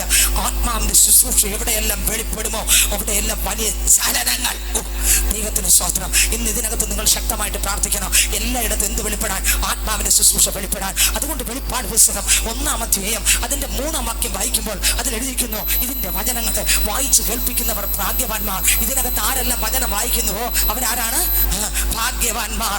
ആരൊക്കെയാണ് വായിക്കുന്നവര്? ഭാഗ്യവാന്മാർ. പിന്നെ ഒന്നുകൂടെ വായിച്ച 1-3 വെളിപ്പാട് പുസ്തകം 1-ാം അധ്യായം 3-ാം വാക്യം വായിക്കുമ്പോൾ കേൾക്കുന്നവർ ഭാഗ്യവാന്മാർ. ഇന്ന് ഇതിനകത്ത് ആരെല്ലാം കേൾക്കുന്നുവോ ഈ വചനം കേട്ടുകൊണ്ടിരിക്കുമ്പോൾ നിങ്ങൾ സ്തോത്രം ഭാഗ്യം നഷ്ടപ്പെടലല്ല, പിന്നെയോ ഭാഗ്യവാന്മാരാണ്. കാരണം ഈ കർത്താവിനെ കുറിച്ച് വിളിച്ചു പറയാൻ, എന്റെ നിങ്ങളുടെ നാവുകളിൽ അപ്പാ എന്ന് വിളിക്കാൻ സ്വർഗവും ഭൂമിയും സൃഷ്ടിച്ച സകല ചരാചരങ്ങളെയും ഉരുവാക്കിയ സകലത്തിന് നാമത്തിന് മേലായ നാമമുള്ള യേശു ക്രിസ്തു, ആമേൻ, കോടിക്കണക്കിന് ജനങ്ങളുടെ നടുവിൽ കിടക്കുന്ന എന്നെ ആ കണ്ണുകൊണ്ട് കണ്ട സ്നേഹം, വീണ്ടെടുത്ത സ്നേഹം, അപ്പാ എന്ന് വിളിക്കാൻ പുത്രത്വം തന്ന സ്നേഹം ഓർത്താൻ എത്ര സ്തുതിക്കാതിരിക്കും സ്നേഹിതരെ. ഹല്ലേലൂയ. ഇന്ന് രാത്രി ആ യേശു ഈ ഗ്രൗണ്ടിൽ വന്നിട്ടുണ്ട്. ഇന്ന് രാത്രി വിടുവിക്കുന്നവൻ വന്നിട്ടുണ്ട്. കേൾക്കുന്നവർ ഭാഗ്യവാന്മാർ, പിന്നെയോ പ്രമാണിക്കുന്നവർ അതിനേക്കാൾ ഭാഗ്യവാന്മാർ. ഈ വചനം പ്രമാണിച്ച് ജീവിക്കുക. പരിശുദ്ധാത്മാവ് ഇന്ന് രാത്രി കേട്ട് കളയുന്നവരായിട്ടല്ല, വായിച്ച് കളയുന്നവരായിട്ടല്ല, ഇതിനെ പ്രമാണിക്കുക. ഇത് ജീവനായി, ജീവിതമായി നമ്മുടെ അകത്ത് വെളിപ്പെടുവാൻ പരിശുദ്ധാത്മാവ് ഒരുക്കട്ടെ. ആമേൻ. ഇതാ സമയം അടുത്തിരിക്കുന്നു. ലൂക്കോസ് 12-ാം അധ്യായം 40-ാം വാക്യം വായിക്കുമ്പോൾ ഞാനിനി വളരെ ഫാസ്റ്റിൽ പോകും, ശ്രദ്ധിക്കണമേ ദൈവമക്കളെ. ലൂക്കോസിന് സുവിശേഷം 12-ാം അധ്യായം അതിന്റെ 40-ാം വാക്യം വായിക്കുമ്പോൾ, നിലയാത്ത നാഴികയിൽ മനുഷ്യപുത്രൻ വരുന്നത് കൊണ്ട് നിങ്ങളും ഒരുങ്ങിയിരിപ്പീൻ. രാത്രി വരുമോ, പകല് വരുമോ, നട്ടുച്ചയ്ക്ക് വരുമോ, പട്ടപ്പകൽ വരുമോ, സന്ധ്യയ്ക്ക് വരുമോ എന്നറിയത്തില്ല. ഏത് യാമത്തിൽ വന്നാലും, ഏത് രാത്രി വന്നാലും, ഏത് പകല് വന്നാലും, നിലയാത്ത നാഴികയിൽ നമ്മൾ ചിന്തിക്കുന്ന സമയത്തല്ല യേശു വരുന്നത്, നമ്മൾ ചിന്തിക്കാത്ത സമയത്ത് വരും. പിന്നെയോ ഓരോ സെക്കൻഡും വിശുദ്ധിയോടും വേർപാടോടും സ്തോത്ര കർത്താവിൽ ജീവിക്കുന്ന ഒരു പൈതലിന് മാത്രമേ അപ്പന്റെ വരവിൽ ധാരാളമായി പ്രവേശിക്കാൻ പറ്റും. പത്രോസ് അപ്പോസ്തലൻ ലേഖനത്തിലുണ്ട് എങ്ങനെ പ്രവേശിക്കുമെന്ന്. കർത്താവിൽ ജീവിക്കുന്ന ഒരു പൈതല് എപ്പോഴും വളർന്നുകൊണ്ടിരിക്കും. എങ്ങനെ ഇരിക്കും? വളർന്നുകൊണ്ടിരിക്കും. കർത്താവിൽ ജീവിക്കുന്ന ഒരു മണവാട്ടി എപ്പോഴും ആത്മാവിൽ വളർന്നുകൊണ്ടിരിക്കും. അവരെ ഉപദേശിക്കേണ്ട കാര്യമില്ല. ദൈവകൃപ ഇറങ്ങിക്കൊണ്ടിരിക്കും. ആമേൻ.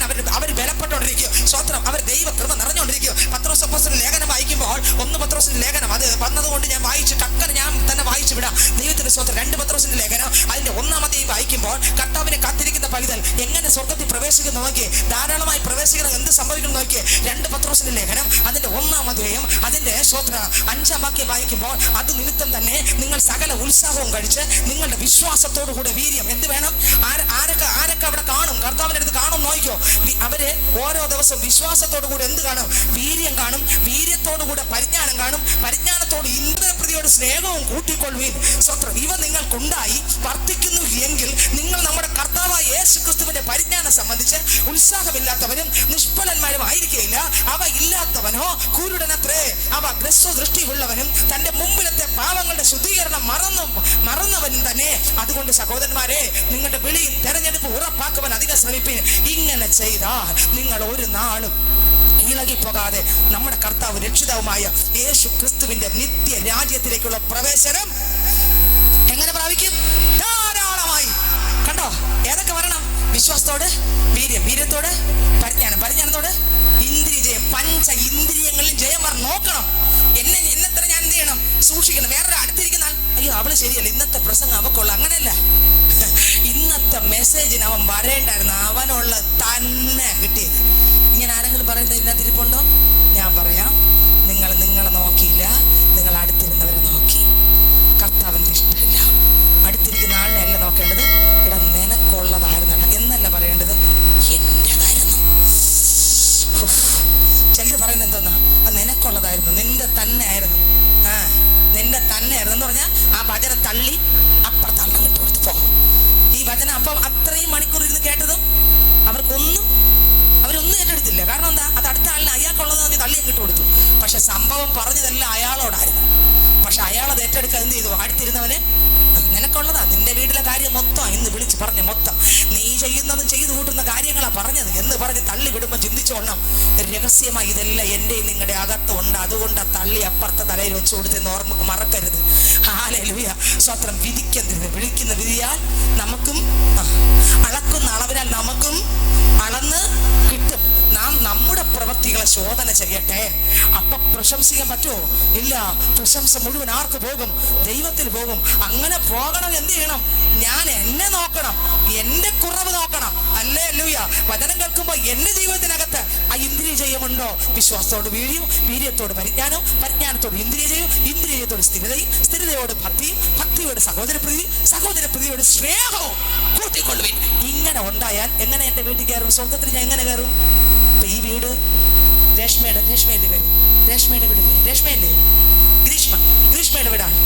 ഞാൻ വന്നാൽ അവിടെ കൂടെ ചിലപ്പോഴൊക്കെ മുമ്പൊക്കെ പോകുമായിരുന്നു. ഇടയ്ക്കൊക്കെ ഞാൻ വന്നാൽ അവിടെ നിന്ന് വന്ന് പതുക്കെ ഗേറ്റ് തുറന്നിട്ടുണ്ടെങ്കിൽ പതുക്കെ വന്ന് ഇവിടെ വന്ന് ഹോളി ബെല്ലടിക്കും. കറണ്ട് ഇല്ലെങ്കിൽ ഞാൻ ഒന്ന് തട്ടി നോക്കും. ഞാൻ തിരിച്ചങ്ങ് പോകും. പക്ഷേ ഈ കുട്ടി വന്നാൽ എന്ത് ചെയ്യും? അവള് ഇവിടെ തുറന്നില്ലേ വേറെ ബാക്കി ചെന്ന് തുറന്ന് കയറും. കാരണം എന്താ? പറ, സ്വന്തം വീടാ.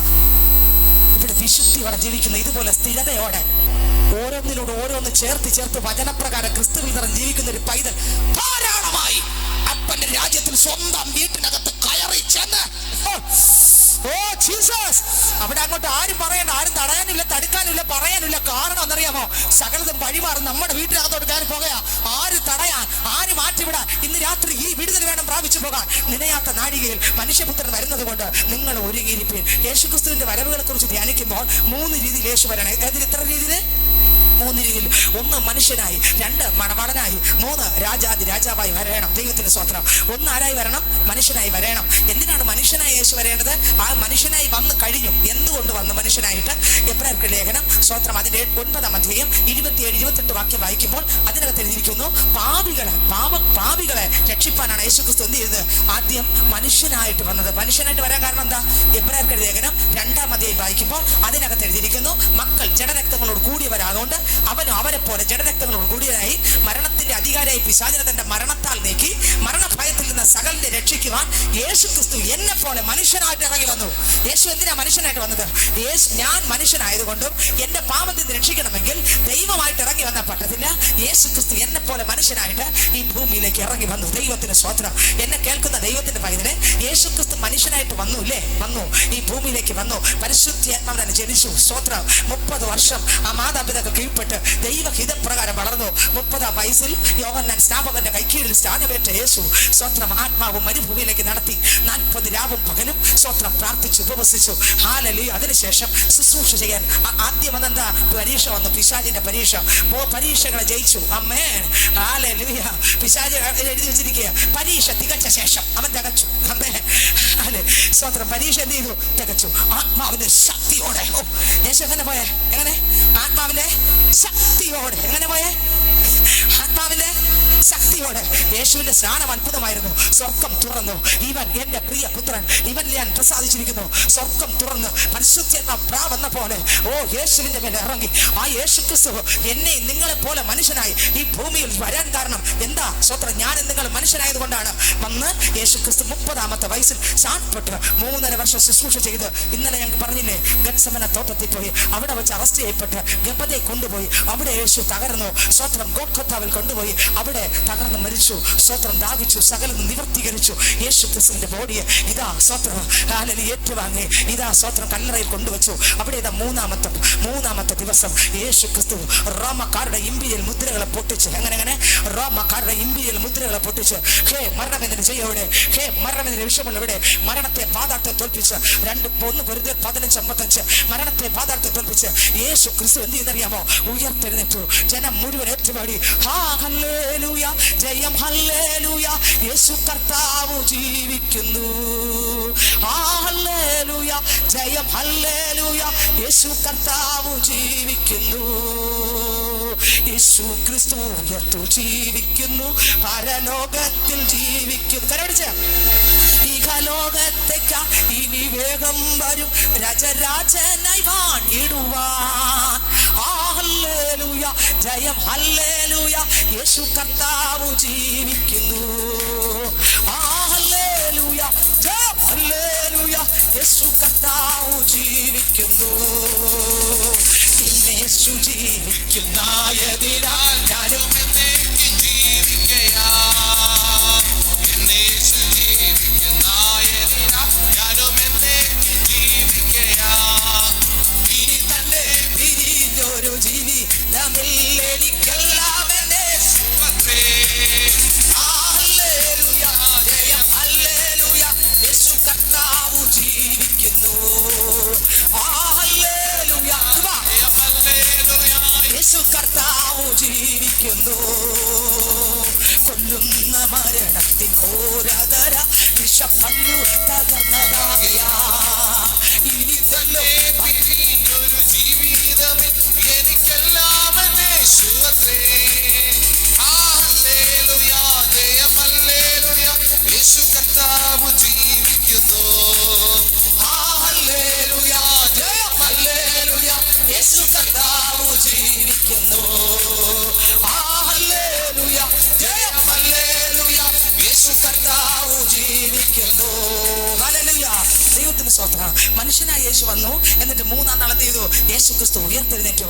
സ്വത്രം റോമക്കാരുടെ ഇമ്പിരിയൽ മുദ്രകൾ പൊട്ടിച്ച് യേശു ക്രിസ്തു ഉയർത്തെഴുന്നേറ്റ യേശു ക്രിസ്തു സ്വത്രം 40 ദിവസം ശ്രദ്ധിച്ച് കേൾക്കണമേ. ഞാൻ ഫാസ്റ്റ് ആയിട്ട് പോകും. 40 ദിവസം ശിഷ്യന്മാരോട് കൂടെ സ്വത്രം സഞ്ചരിച്ചു. അവിടെ എവിടെ പ്രത്യക്ഷപ്പെട്ടു? റൂമിനകത്തല്ല യേശു ക്രിസ്തു. അവിടെ എവിടെ ഇറങ്ങി നിങ്ങൾക്ക് സമാധാനം എന്ന് പറഞ്ഞു. സ്വത്രം സംശയിക്കുന്നവരായ ചിലരോട് പറഞ്ഞു നിങ്ങൾ കൈയിട്ട് നോക്കാൻ പറഞ്ഞു, മുറിവുകളെ നോക്കാൻ പറഞ്ഞു. സ്വത്രം ദൈവത്തിന് മഹത്വം. ഇങ്ങനെ 40 ദിവസം ശിഷ്യന്മാരോട് കൂടെ ഇരിക്കി. യേശു ക്രിസ്തു സ്വർഗത്തിൽ പോകുമെന്നും കാത്തിരിക്കണമെന്നും പരിശുദ്ധാത്മാവിനെ പ്രാപിക്കണമെന്നെല്ലാം വാക്ക് യേശു ക്രിസ്തു പറഞ്ഞു. ദൈവത്തിന് സ്വത്രം. എന്നാൽ 40-ാമത്തെ ദിവസം യേശു ക്രിസ്തു ശിഷ്യന്മാരും കൂടെ അപ്പോസ്തല പ്രവൃത്തികളുടെ പുസ്തകം 1-ാം അധ്യായം 11-12 വാക്യം വായിക്കുമ്പോൾ അതിനകത്ത് വേദപുസ്തകത്തിൽ എഴുതിയിരിക്കുന്നു, യേശു ക്രിസ്തു ശിഷ്യന്മാരും കൂടെ ഒലിവുമലയിലേക്ക് പോയി. ശ്രദ്ധിക്കണമേ, ഒലിവുമലയിലേക്ക് പോയി. എവിടെ പോയി? ഒലിവുമലയിലേക്ക് പോയി. ഒലിവുമലയിൽ ചെന്ന് സ്വത്രം യേശു ക്രിസ്തു അവിടെ ഒലിവുമലയിൽ നിൽക്കുമ്പോൾ ശിഷ്യന്മാരുടെ കണ്ണിൽ നോക്കിക്കൊണ്ട് നിൽക്കുമ്പോൾ തന്നെ യേശു ക്രിസ്തു പതിയെ സ്വർഗത്തിലേക്ക് കയറിപ്പോയി. ഇന്നും ഈ ഒലിവുമല അവിടെ നിൽക്കുകയാണ്. ഒലിവുമല ഒരുങ്ങി നിൽക്കുകയാണ്. ശ്രദ്ധിച്ച് ആമേ, ഇന്നലെ ഞാൻ പ്രസംഗിച്ച ആ ഗത്സമന ഇന്നും അവിടെ ഉണ്ട്. ആ ഗപ്പത ഇന്നും അവിടെ ഉണ്ട്. ആ ഗോൽഗോഥ ഇന്നും അവിടെ ഉണ്ട്. തീർന്നില്ല. ആ സ്വത്രം ഹല്ലേലൂയ. ആ കർത്താവ് യേശു ക്രിസ്തു കയറിപ്പോയ ഒലിവുമല ഇന്നും അവിടെ അപ്പന്റെ പാദം ഏൽക്കാൻ വേണ്ടി കാത്തു ഒരുങ്ങി. ആ പാദം ഒന്ന് ചവിട്ടിയെങ്കിൽ എന്ന് യേശു ക്രിസ്തുവിനെ കാത്തു ഒലിവുമല ഒരുങ്ങി നിൽക്കുകയാണ്. ദൈവത്തിന് സ്വത്രം. അങ്ങനെ നിൽക്കുമ്പോൾ യേശു ക്രിസ്തു പതുക്കെ മുകളിലേക്ക് കയറി പോകുമ്പോൾ ശിഷ്യന്മാർ നോക്കി നിൽക്കുകയാണ്. ആ കാലിനടി കൂടെ കാണാം ആണിപ്പഴുത് ആണികളേറ്റ ആ പാട് കാണാം. പൊങ്ങിപ്പോകുമ്പോൾ സ്വത്രം വിളിച്ചു ചോദിക്കുകയാണ്, അല്ലോ ഗലീലിയ പുരുഷന്മാരെ, നിങ്ങൾ ആകാശത്തേക്ക് നോക്കി നിൽക്കുന്നത് എന്ത്? നിങ്ങളെ വിട്ട് സ്വർഗാരോഹണം ചെയ്ത യേശു ക്രിസ്തു പോകുന്നവനായി നിങ്ങൾ കണ്ടതുപോലെ അവൻ വീണ്ടും വരും. ശ്രദ്ധിച്ചോ, പോകുന്നവനായി കണ്ടതുപോലെ അവൻ വീണ്ടും വരും. അങ്ങനെ യേശു ക്രിസ്തു എവിടെ പോയി? സ്വർഗ്ഗത്തിലേക്ക് പോയി. ഇനി അടുത്ത് വരേണ്ടത് യേശു മനുഷ്യനായി വന്നു കഴിഞ്ഞു. എന്തിനാ മനുഷ്യനായി വന്നത്? യേശു എന്തിനാ മനുഷ്യനായി വന്നത്? ഒന്ന്, പാപികളെ രക്ഷിപ്പാൻ. രണ്ട്, പിശാചിന്റെ പ്രവൃത്തികളെ അഴിപ്പാൻ മനുഷ്യപുത്രൻ പ്രത്യക്ഷപ്പെട്ടു അല്ലേ? ഹല്ലേലൂയ. ഒന്ന് തിമോഥെയോസിന്റെ ലേഖനം 1:15 ക്രിസ്തുയേശു പാപികളെ രക്ഷിപ്പാൻ ലോകത്തിൽ വന്നു എന്നത് വിശ്വസിക്കുക എല്ലാവരും അംഗീകരിപ്പാൻ യോഗ്യമുള്ള വചനം തന്നെ. 1 യോഹന്നാൻ 3:8-9 വാക്യം വായിക്കുമ്പോൾ പിശാചിന്റെ പ്രവൃത്തികളെ അഴിപ്പാൻ തന്നെ മനുഷ്യപുത്രൻ പ്രത്യക്ഷപ്പെട്ടു. യേശുക്രിസ്തു വന്ന രണ്ട് കാര്യത്തിനാണ്. കർത്താവ് യേശുക്രിസ്തു വേല തികച്ചു. കർത്താവ് സ്വർഗ്ഗത്തിലേക്ക് പോയി. ഇനി യേശു വരുന്ന എന്തിനാണ്? എബ്രായർക്ക് ലേഖനം 9:28 വായിക്കുമ്പോൾ ഇനി എഴുതിയിരിക്കുന്നു, തനിക്കായി വിശുദ്ധിയോടെ കാത്തിരിക്കുന്ന, പാപം കൂടാതെ കാത്തിരിക്കുന്ന മണവാട്ടിയെ ചേർക്കാനാണ് യേശു വരുന്നത്. ഇനി വരുന്നത് പാപരക്ഷയ്ക്ക് വേണ്ടിയല്ല. പിന്നെയോ ഇനി വരുന്നത് ഇവിടെ എന്തിനു വേണ്ടിയാ? പാപമില്ലാതെ രക്ഷിക്കപ്പെട്ട് മനസ്സാന്തരപ്പെട്ട് വചനപ്രകാരം, സ്തോത്രം, ക്രിസ്തു യേശുവിന്റെ വചനപ്രകാരം ജീവനുള്ള പ്രവൃത്തികൾ ചെയ്ത് ജീവനോടെ ക്രിസ്തുവിൽ ജീവിക്കുന്ന ഒരു ചത്താളല്ല ജീവൻ. ആരുടെ ജീവൻ? യേശുവിന്റെ ജീവൻ. യേശുവിന്റെ ജീവൻ യാത്രയിൽ, പ്രവർത്തനത്തിൽ, രാത്രികളിൽ, പകലുകളിൽ, ശുശ്രൂഷകളിൽ, എല്ലായിടത്തും പാട്ടിൽ യേശുവിന്റെ ജീവൻ നിന്ന് എന്ത് ചെയ്താലും യേശുവിന്റെ ജീവനിൽ ജീവിച്ച് ഒരുങ്ങി കാത്തിരിക്കുന്ന മണവാട്ടി ചേർപ്പാനാണ് ഇനി എന്റെ യേശു വരുന്നത്. ചത്തതിനെയും ചതഞ്ഞതിനെയും ഉറങ്ങിയതിനെയും തൂങ്ങിയതിനെയും ഓടിയതിനെയും സ്തോത്രം കൊണ്ടുപോകാനല്ല യേശു കള്ളനെ പോലെ. എന്തിനാ യേശു കള്ളനെ പോലെ വരുന്നത്? സ്തോത്രം, കള്ളന്മാർ ആരെങ്കിലും നമ്മുടെ വീട്ടിൽ വന്നാൽ പാപം ആ ബുക്ക് പേപ്പർ വാരി കൊണ്ടുപോകാം. പോവോ? നമ്മളിൽ അനേകം ബുക്ക് പേപ്പറായിട്ട് കിടക്കുകയല്ലേ മൂലയില്. ആദ്യ സ്നേഹത്തിന് പ്രാർത്ഥനയൊക്കെ ഉണ്ടായിരുന്നു, ഇപ്പൊ ഇല്ല. ബുക്ക് പേപ്പർ ഒടിഞ്ഞ പ്ലാസ്റ്റിക് കസേര പോലെ തൂക്കി വിട്ട പൈസ കിട്ടും. സ്വന്തം തകർന്ന് പെയിന്റ് പോയി തുരുമ്പെടുത്ത ഇരുമ്പ് കസേര പോലെ, ദൈവത്തിന് സ്വന്തം ബക്കറ്റ് പൊട്ടിയതുപോലെ, വേസ്റ്റ് പേപ്പർ എറിഞ്ഞിരിക്കുന്നതുപോലെ ഇന്ന് രാത്രി അവിശുദ്ധനാകുന്ന കർത്താവിനെ ആരാധിച്ച ഞാനും നിങ്ങളും ഇന്നൊന്ന് ചിന്തിച്ച് നോക്കിയേ. ഇതുപോലെ കിടക്കുകയാണോ? കള്ളൻ വരുന്ന ഇത് മോഷ്ടിക്കാനാണോ? പിന്നെ കള്ളൻ എന്തിനാ വരുന്നേ? ഏറ്റവും വീട്ടിനകത്തുള്ള ഏറ്റവും വില പിടിപ്പുള്ളതിനെ മോഷ്ടിക്കാനാണ് ആര് വരുന്നേ? കള്ളൻ. വില പിടിപ്പുള്ളത് ആരാ? സ്വർണ്ണമാണോ? പണമാണോ? പിന്നെ ആരാ? യേശുവിന് വില പിടിപ്പുള്ളത് ആരാ? യേശുവിന് വില പിടിപ്പുള്ളത് ആരാ? ആ ശാലിനി സിസ്റ്ററോ 500 ഏക്കർ സ്ഥലം ഉണ്ട്, അതാ എടുക്കാൻ വരികയാണോ? പിന്നെ ക്രിസ്തുവിന്റെ രക്തത്താൽ വീണ്ടെടുക്കപ്പെട്ട് രാത്രിയും പകലും അശുദ്ധിയില്ലാതെ, മായമില്ലാതെ, പാപമില്ലാതെ, കളങ്കമില്ലാതെ ജീവനോടെ ജീവിക്കുന്ന ഒരു മണവാട്ടിയാണ് കർത്താവിന്റെ വിലയുള്ള പാത്രം. ആ പാത്രത്തെ സ്വീകരിക്കാനാണ്, ആ പാത്രത്തെ കൊണ്ടുപോകാനാണ് യേശു വരുന്നത്. കണ്ടതിനെ കേട്ടതിനെ കൊണ്ടുപോകാനല്ല, വക്ക് പൊട്ടിയതിനെ കൊണ്ടുപോകാനല്ല, ചളുങ്ങിയതിനെ കൊണ്ടുപോകാനല്ല, പാപം നിറഞ്ഞതിനെ കൊണ്ടുപോകാനല്ല, അശുദ്ധനെ കൊണ്ടുപോകാനല്ല, സ്വന്തം കള്ളം പറയുന്നതിനെ കൊണ്ടുപോകാനല്ല, ജീവനില്ലാത്തതിനെ കൊണ്ടുപോകാനല്ല, ഉറങ്ങി നടക്കുന്നതിനെ കൊണ്ടുപോകാനല്ല, ആത്മാവില്ലാത്തതിനെ കൊണ്ടുപോകാനല്ല, എത്ര വചനം കേട്ടിട്ട് മാറ്റമില്ലാത്തതിനെ കൊണ്ടുപോകാനല്ല. പിന്നെയോ യേശു വരുന്നത് കാത്തിരിക്കുന്ന വിശുദ്ധ സഭയെ. യേശു ക്രിസ്തു കാത്തിരിക്കുന്ന വിശുദ്ധ സഭയെ കൊണ്ടുപോകാനാണ് ഇനി എന്റെ യേശു വരുന്നത്. 1 തെസ്സലോനിക്കർക്ക് ലേഖനം 4:16-17 വാക്യം വായിക്കുമ്പോൾ അതിനകത്ത് എഴുതിയിരിക്കുന്നു, കർത്താവിന്റെ ഗംഭീര നാദത്തോടും പ്രധാന ദൂതന്റെ ശബ്ദത്തോടും ദൈവത്തിന്റെ കാഹളത്തോടും കൂടെ. ഞാൻ എന്തിനാണ് വായിപ്പിക്കാത്തെന്ന് ചോദിച്ചാൽ സമയമില്ല. സ്വത്രം, കർത്താവിന്റെ ഗംഭീര നാദത്തോട് പ്രധാന ദൂതന്റെ ശബ്ദത്തോട് ദൈവത്തിന്റെ കാഹളത്തോടും കൂടെ സ്വർഗ്ഗത്തിൽ ഇറങ്ങി വരികയും ക്രിസ്തുവിൽ മരിച്ചവർ ഒന്നാമത് ഉയർത്തെഴുന്നേൽക്കുകയും പിന്നെ ജീവനോടെ ശേഷിക്കുന്ന നാം ഓരോരുത്തരും കർത്താവിനെ എതിരേൽപ്പൻ മേഘങ്ങളിൽ എടുക്കപ്പെടുകയും ചെയ്യും. ഹല്ലേലൂയ. ദൈവത്തിന് സ്തോത്രം. ആമേൻ. ഇനി എന്റെ യേശുവിന്റെ വരവ് ഇങ്ങനെയാണ്. അത് യേശുവിന്റെ വരവിനെ കുറിച്ചാണ് കൊടുത്തിരിക്കുന്നത്. വരവുകളെ കുറിച്ച് പഠിക്കുമ്പോൾ ഞാൻ പറഞ്ഞു 3 രീതിയിൽ. ഒന്ന്, മനുഷ്യനായി വന്നു കഴിഞ്ഞു. ഇനി എന്റെ യേശു വരേണ്ടത് മണവാളനായിട്ട് വരുമ്പോൾ 2 രീതിയിൽ വരണം. ഒന്ന്, സ്തോത്രം, രഹസ്യ വരവ്. 2, മഹത്വ പ്രതിഷ്ഠ. ഒന്ന് രഹസ്യ പ്രതിഷ്ഠ, ഒന്ന് മഹത്വ പ്രതിഷ്ഠ. ഹല്ലേലൂയ. നിങ്ങൾക്ക് എത്രയൊക്കെ മനസ്സിലായി? ഹല്ലേലൂയ.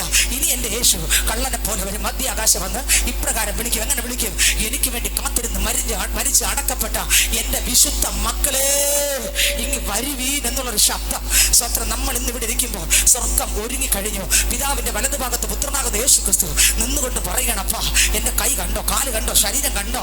അത് ഈ ശാലിനിക്ക് വേണ്ടിയാണ്, അത് ഇന്ന വ്യക്തിക്ക് വേണ്ടിയാണ്. അവരെ ഇങ്ങ് വിളിച്ചുകൊണ്ട് ഞാൻ പോകട്ടെ എന്ന് കേൾക്കുന്ന എന്റെ യേശു ക്രിസ്തുവിന്റെ ശബ്ദം. തൊട്ടടുത്ത് കാഹളം പിടിച്ചുകൊണ്ട് ദൂതന്മാർ വിവാഹ സത്യം ഒരുങ്ങിയിരിക്കുന്നു. കല്യാണത്തിനുള്ള എല്ലാ ഒരുക്കങ്ങളും സ്വർഗത്തിൽ ഒരുങ്ങി കഴിഞ്ഞു. ദൈവത്തിന് സ്തോത്രം. എന്നെ കേൾക്കുന്ന പ്രിയരെ, ഭൂമിയിൽ ഒരു എതിർ ക്രിസ്തു രംഗപ്രവേശനം ചെയ്യാൻ സമയമായി. 7 വർഷത്തെ മുഴുവൻ ഭരിക്കുവാൻ ഇന്ന് നമുക്കറിയാം. ഇംഗ്ലീഷ് ഭാഷ മുഴുവനും നിറയാൻ തുടങ്ങി. എത്ര ബൈബിളിലെ പ്രവചനങ്ങളെല്ലാം അക്ഷരത്തിൽ നിറവേറിക്കൊണ്ടിരിക്കുകയാണ്. സ്തോത്രം. ദൈവത്തിന് മഹത്വം. ഞാൻ പറയട്ടെ, ഒരു യുദ്ധം നടക്കാൻ സമയമായി. ദൈവത്തിന്റെ സ്തോത്രം. അതിനു മുമ്പേ റോഡുകളെല്ലാം തയ്യാറായിക്കൊണ്ടിരിക്കുകയാണ്. നമ്മൾ വിചാരിക്കും ഭയങ്കര പുരോഗമനം. ഇല്ല, പുരോഗമനം മാത്രമല്ല നടന്നുകൊണ്ടിരിക്കുന്നത്. പിന്നെയോ സ്തോത്രം, ഒരു യുദ്ധത്തിന് ഹെർമഗദോൻ യുദ്ധത്തിന് വേണ്ടിയുള്ള എല്ലാ ജാതികളും അവിടെ എത്തിച്ചേരും. ഹെർമഗദോനിൽ എത്തിച്ചേരണം. അവിടെ ചെല്ലാൻ വേണ്ടി ഇപ്പൊ വലിയ ഹൈവേകൾ പണി നടന്നുകൊണ്ടിരിക്കുക. കാരണം ഇതൊന്നും പുരോഗമനമല്ല, സ്വർഗത്തിലെ വചനത്തിന്റെ നിവൃത്തിയാണ്. നമ്മൾ ഇരിക്കുന്നു, ഓ പെട്ടെന്ന് എത്താൻ വേണ്ടിയാ ഇവിടെ ഇങ്ങനെ. അല്ല അല്ല അല്ല, ഇതെല്ലാം വചനത്തിന്റെ നിവൃത്തി നടന്നുകൊണ്ടിരിക്കുകയാണ്. എന്നെ കേൾക്കുന്ന ദൈവത്തിന്റെ പൈതല്, അക്ഷരാർത്ഥത്തിൽ തിരുവചനം അതുപോലെ നിറവേറിക്കൊണ്ടിരിക്കുകയാണ്. യേശുവിൻ സ്തോത്രം, യേശുവിന് സ്തോത്രം. എന്നെ കേൾക്കുന്ന പ്രിയരെ, എന്നെ യേശു ഇനി വരുന്നത് സ്തോത്രം കർത്താവിനെ കാത്തിരിക്കുന്ന വിശുദ്ധനെ ചേർക്കാനാണ്. മധ്യാകാശം ഇപ്രകാരം വിളിച്ചു പറയൂ, ഓ ദൈവത്തിന് സ്തോത്രം. തീർന്നില്ല. എതിർ ക്രിസ്തു ഒരു 7 വർഷം ഭരിക്കാൻ വേണ്ടി അവൻ കാത്തിരിക്കുകയാണ്. ഏത് രാത്രി വേണോ, ഏത് പകല് വേണോ അവൻ രംഗപ്രവേശനം ചെയ്യാം.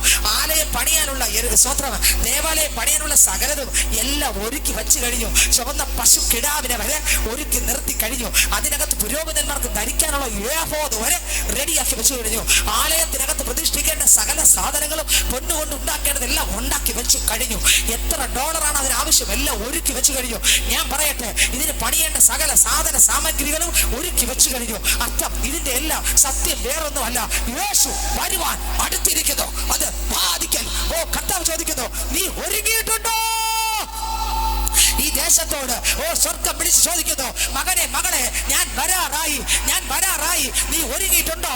സത്യവചനം കേൾക്കുന്ന നീ, ഓ ആരാധനയ്ക്ക് പങ്കെടുക്കുന്ന നീ ഇന്നും വിശുദ്ധ പൈതലായി ജീവിക്കുന്നുണ്ടോ? അതോ പാപത്തിലാണോ? ഞാൻ വരാറായി. നീ ഒരുങ്ങിയിട്ടുണ്ടോ? ദൈവത്തിന്റെ ശബ്ദം, കർത്താവിന്റെ ഗംഭീരനാദത്തോടും പ്രധാന ദൂതന്റെ ശബ്ദത്തോടും ദൈവത്തിന്റെ കാഹളത്തോടും കൂടെ സ്വർഗത്തിൽ ഇറങ്ങി വരുമ്പോൾ ഒന്നാമത് ഉയർക്കുന്ന ആരാണ്? ഈ ഭാഗം ഒരുപാട് കട്ട് ചെയ്തങ്ങോട്ട് പോവുകയാണ് ഞാൻ. സ്വത്രം ഒന്നാമത് ഉയർക്കുന്ന ആരാണ്? ക്രിസ്തുവിൽ മരിച്ചവർ.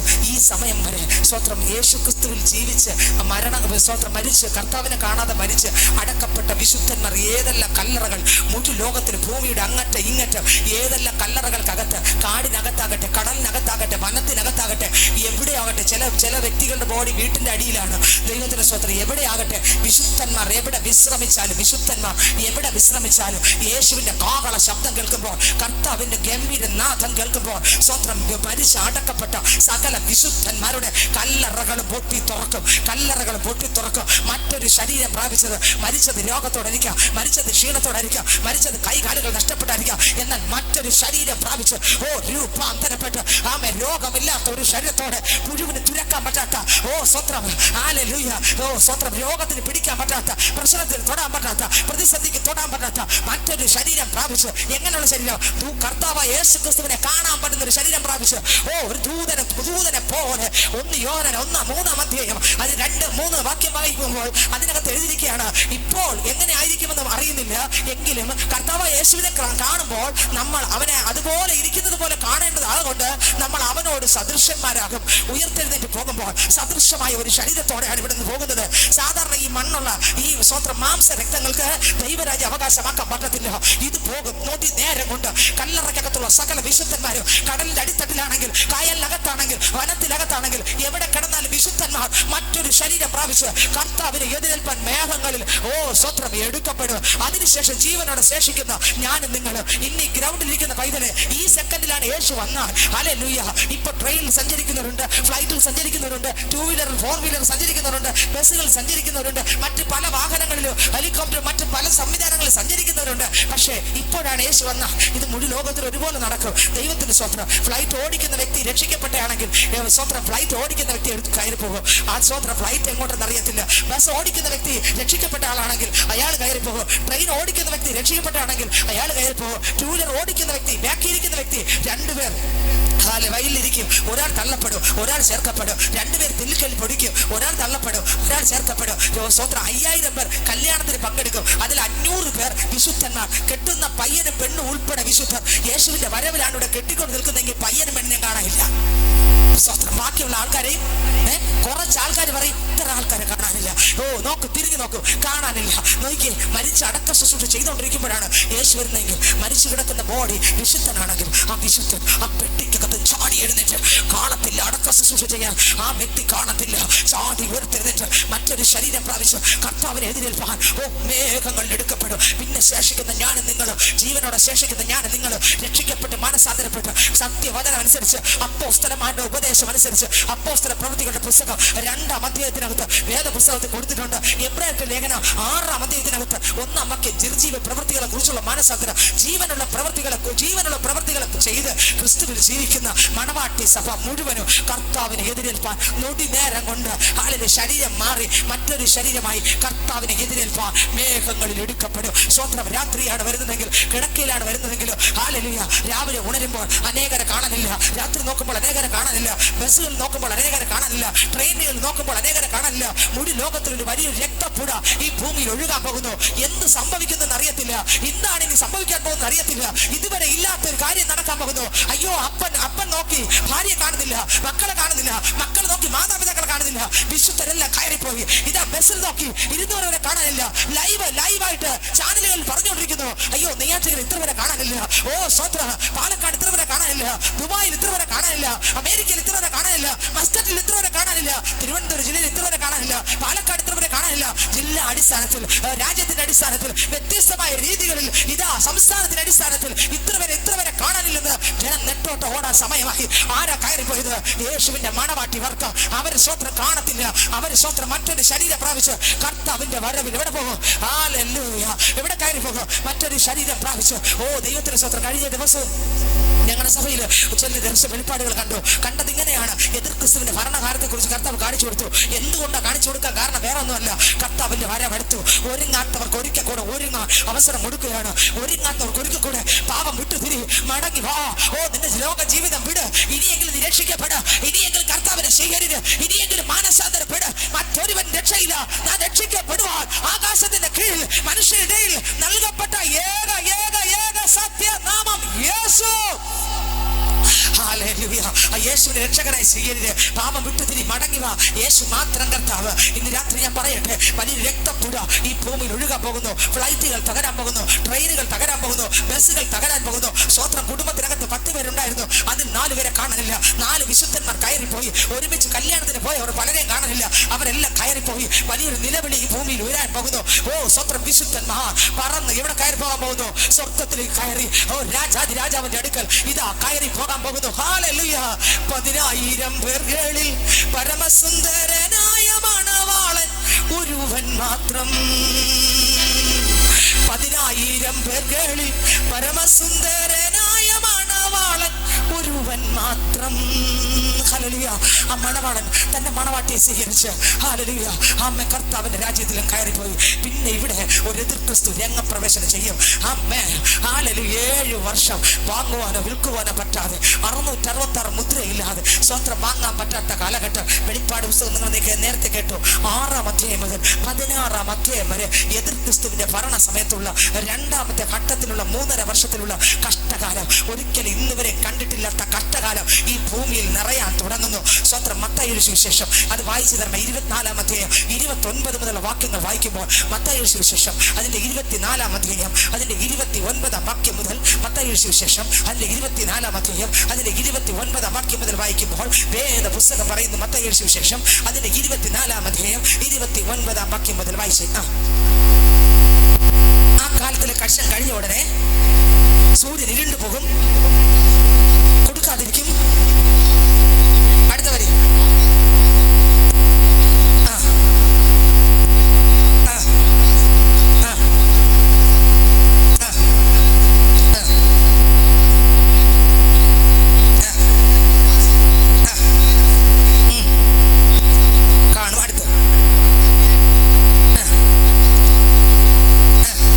നായിക്കും വൃദ്ധന്മാരെ 60 മുതൽ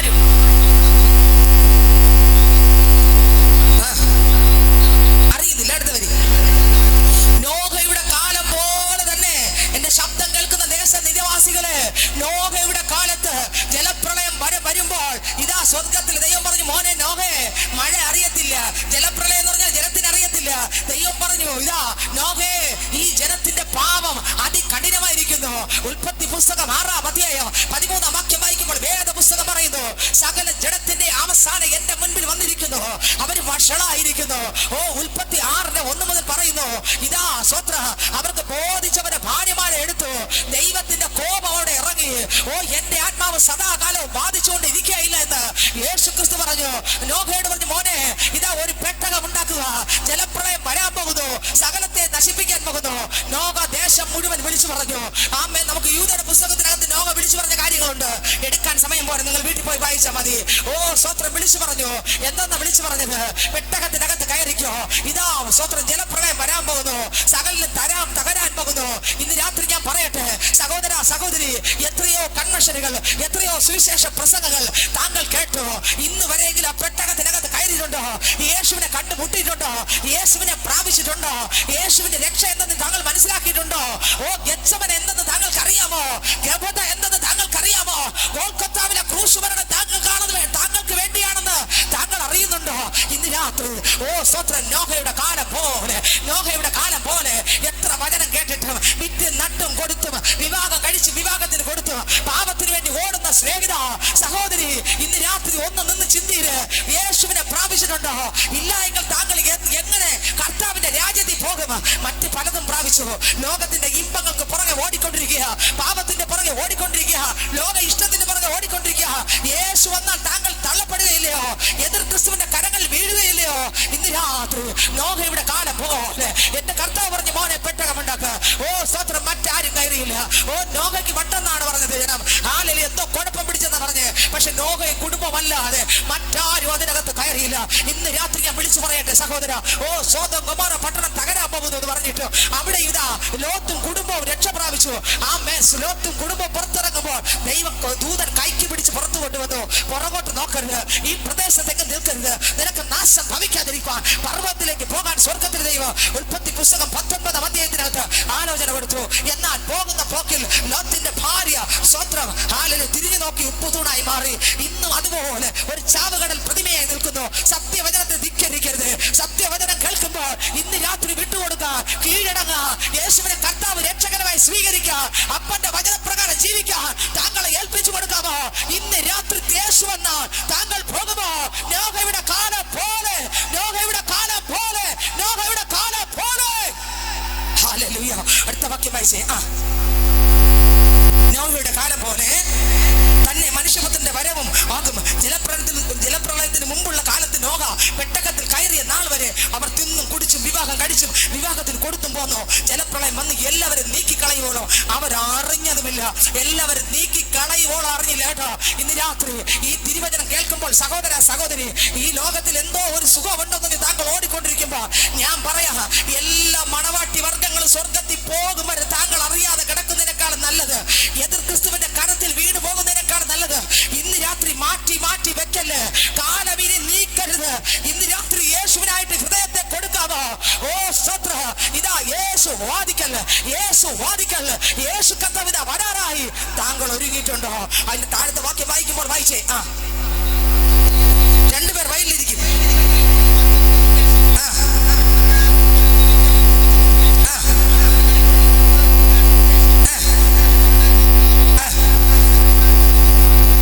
കർത്താവ് ഏത് ദിവസം വരുമെന്ന് അറിയായിക്കൊണ്ട് ഉണർന്നിരിപ്പിൻ. അടുത്ത്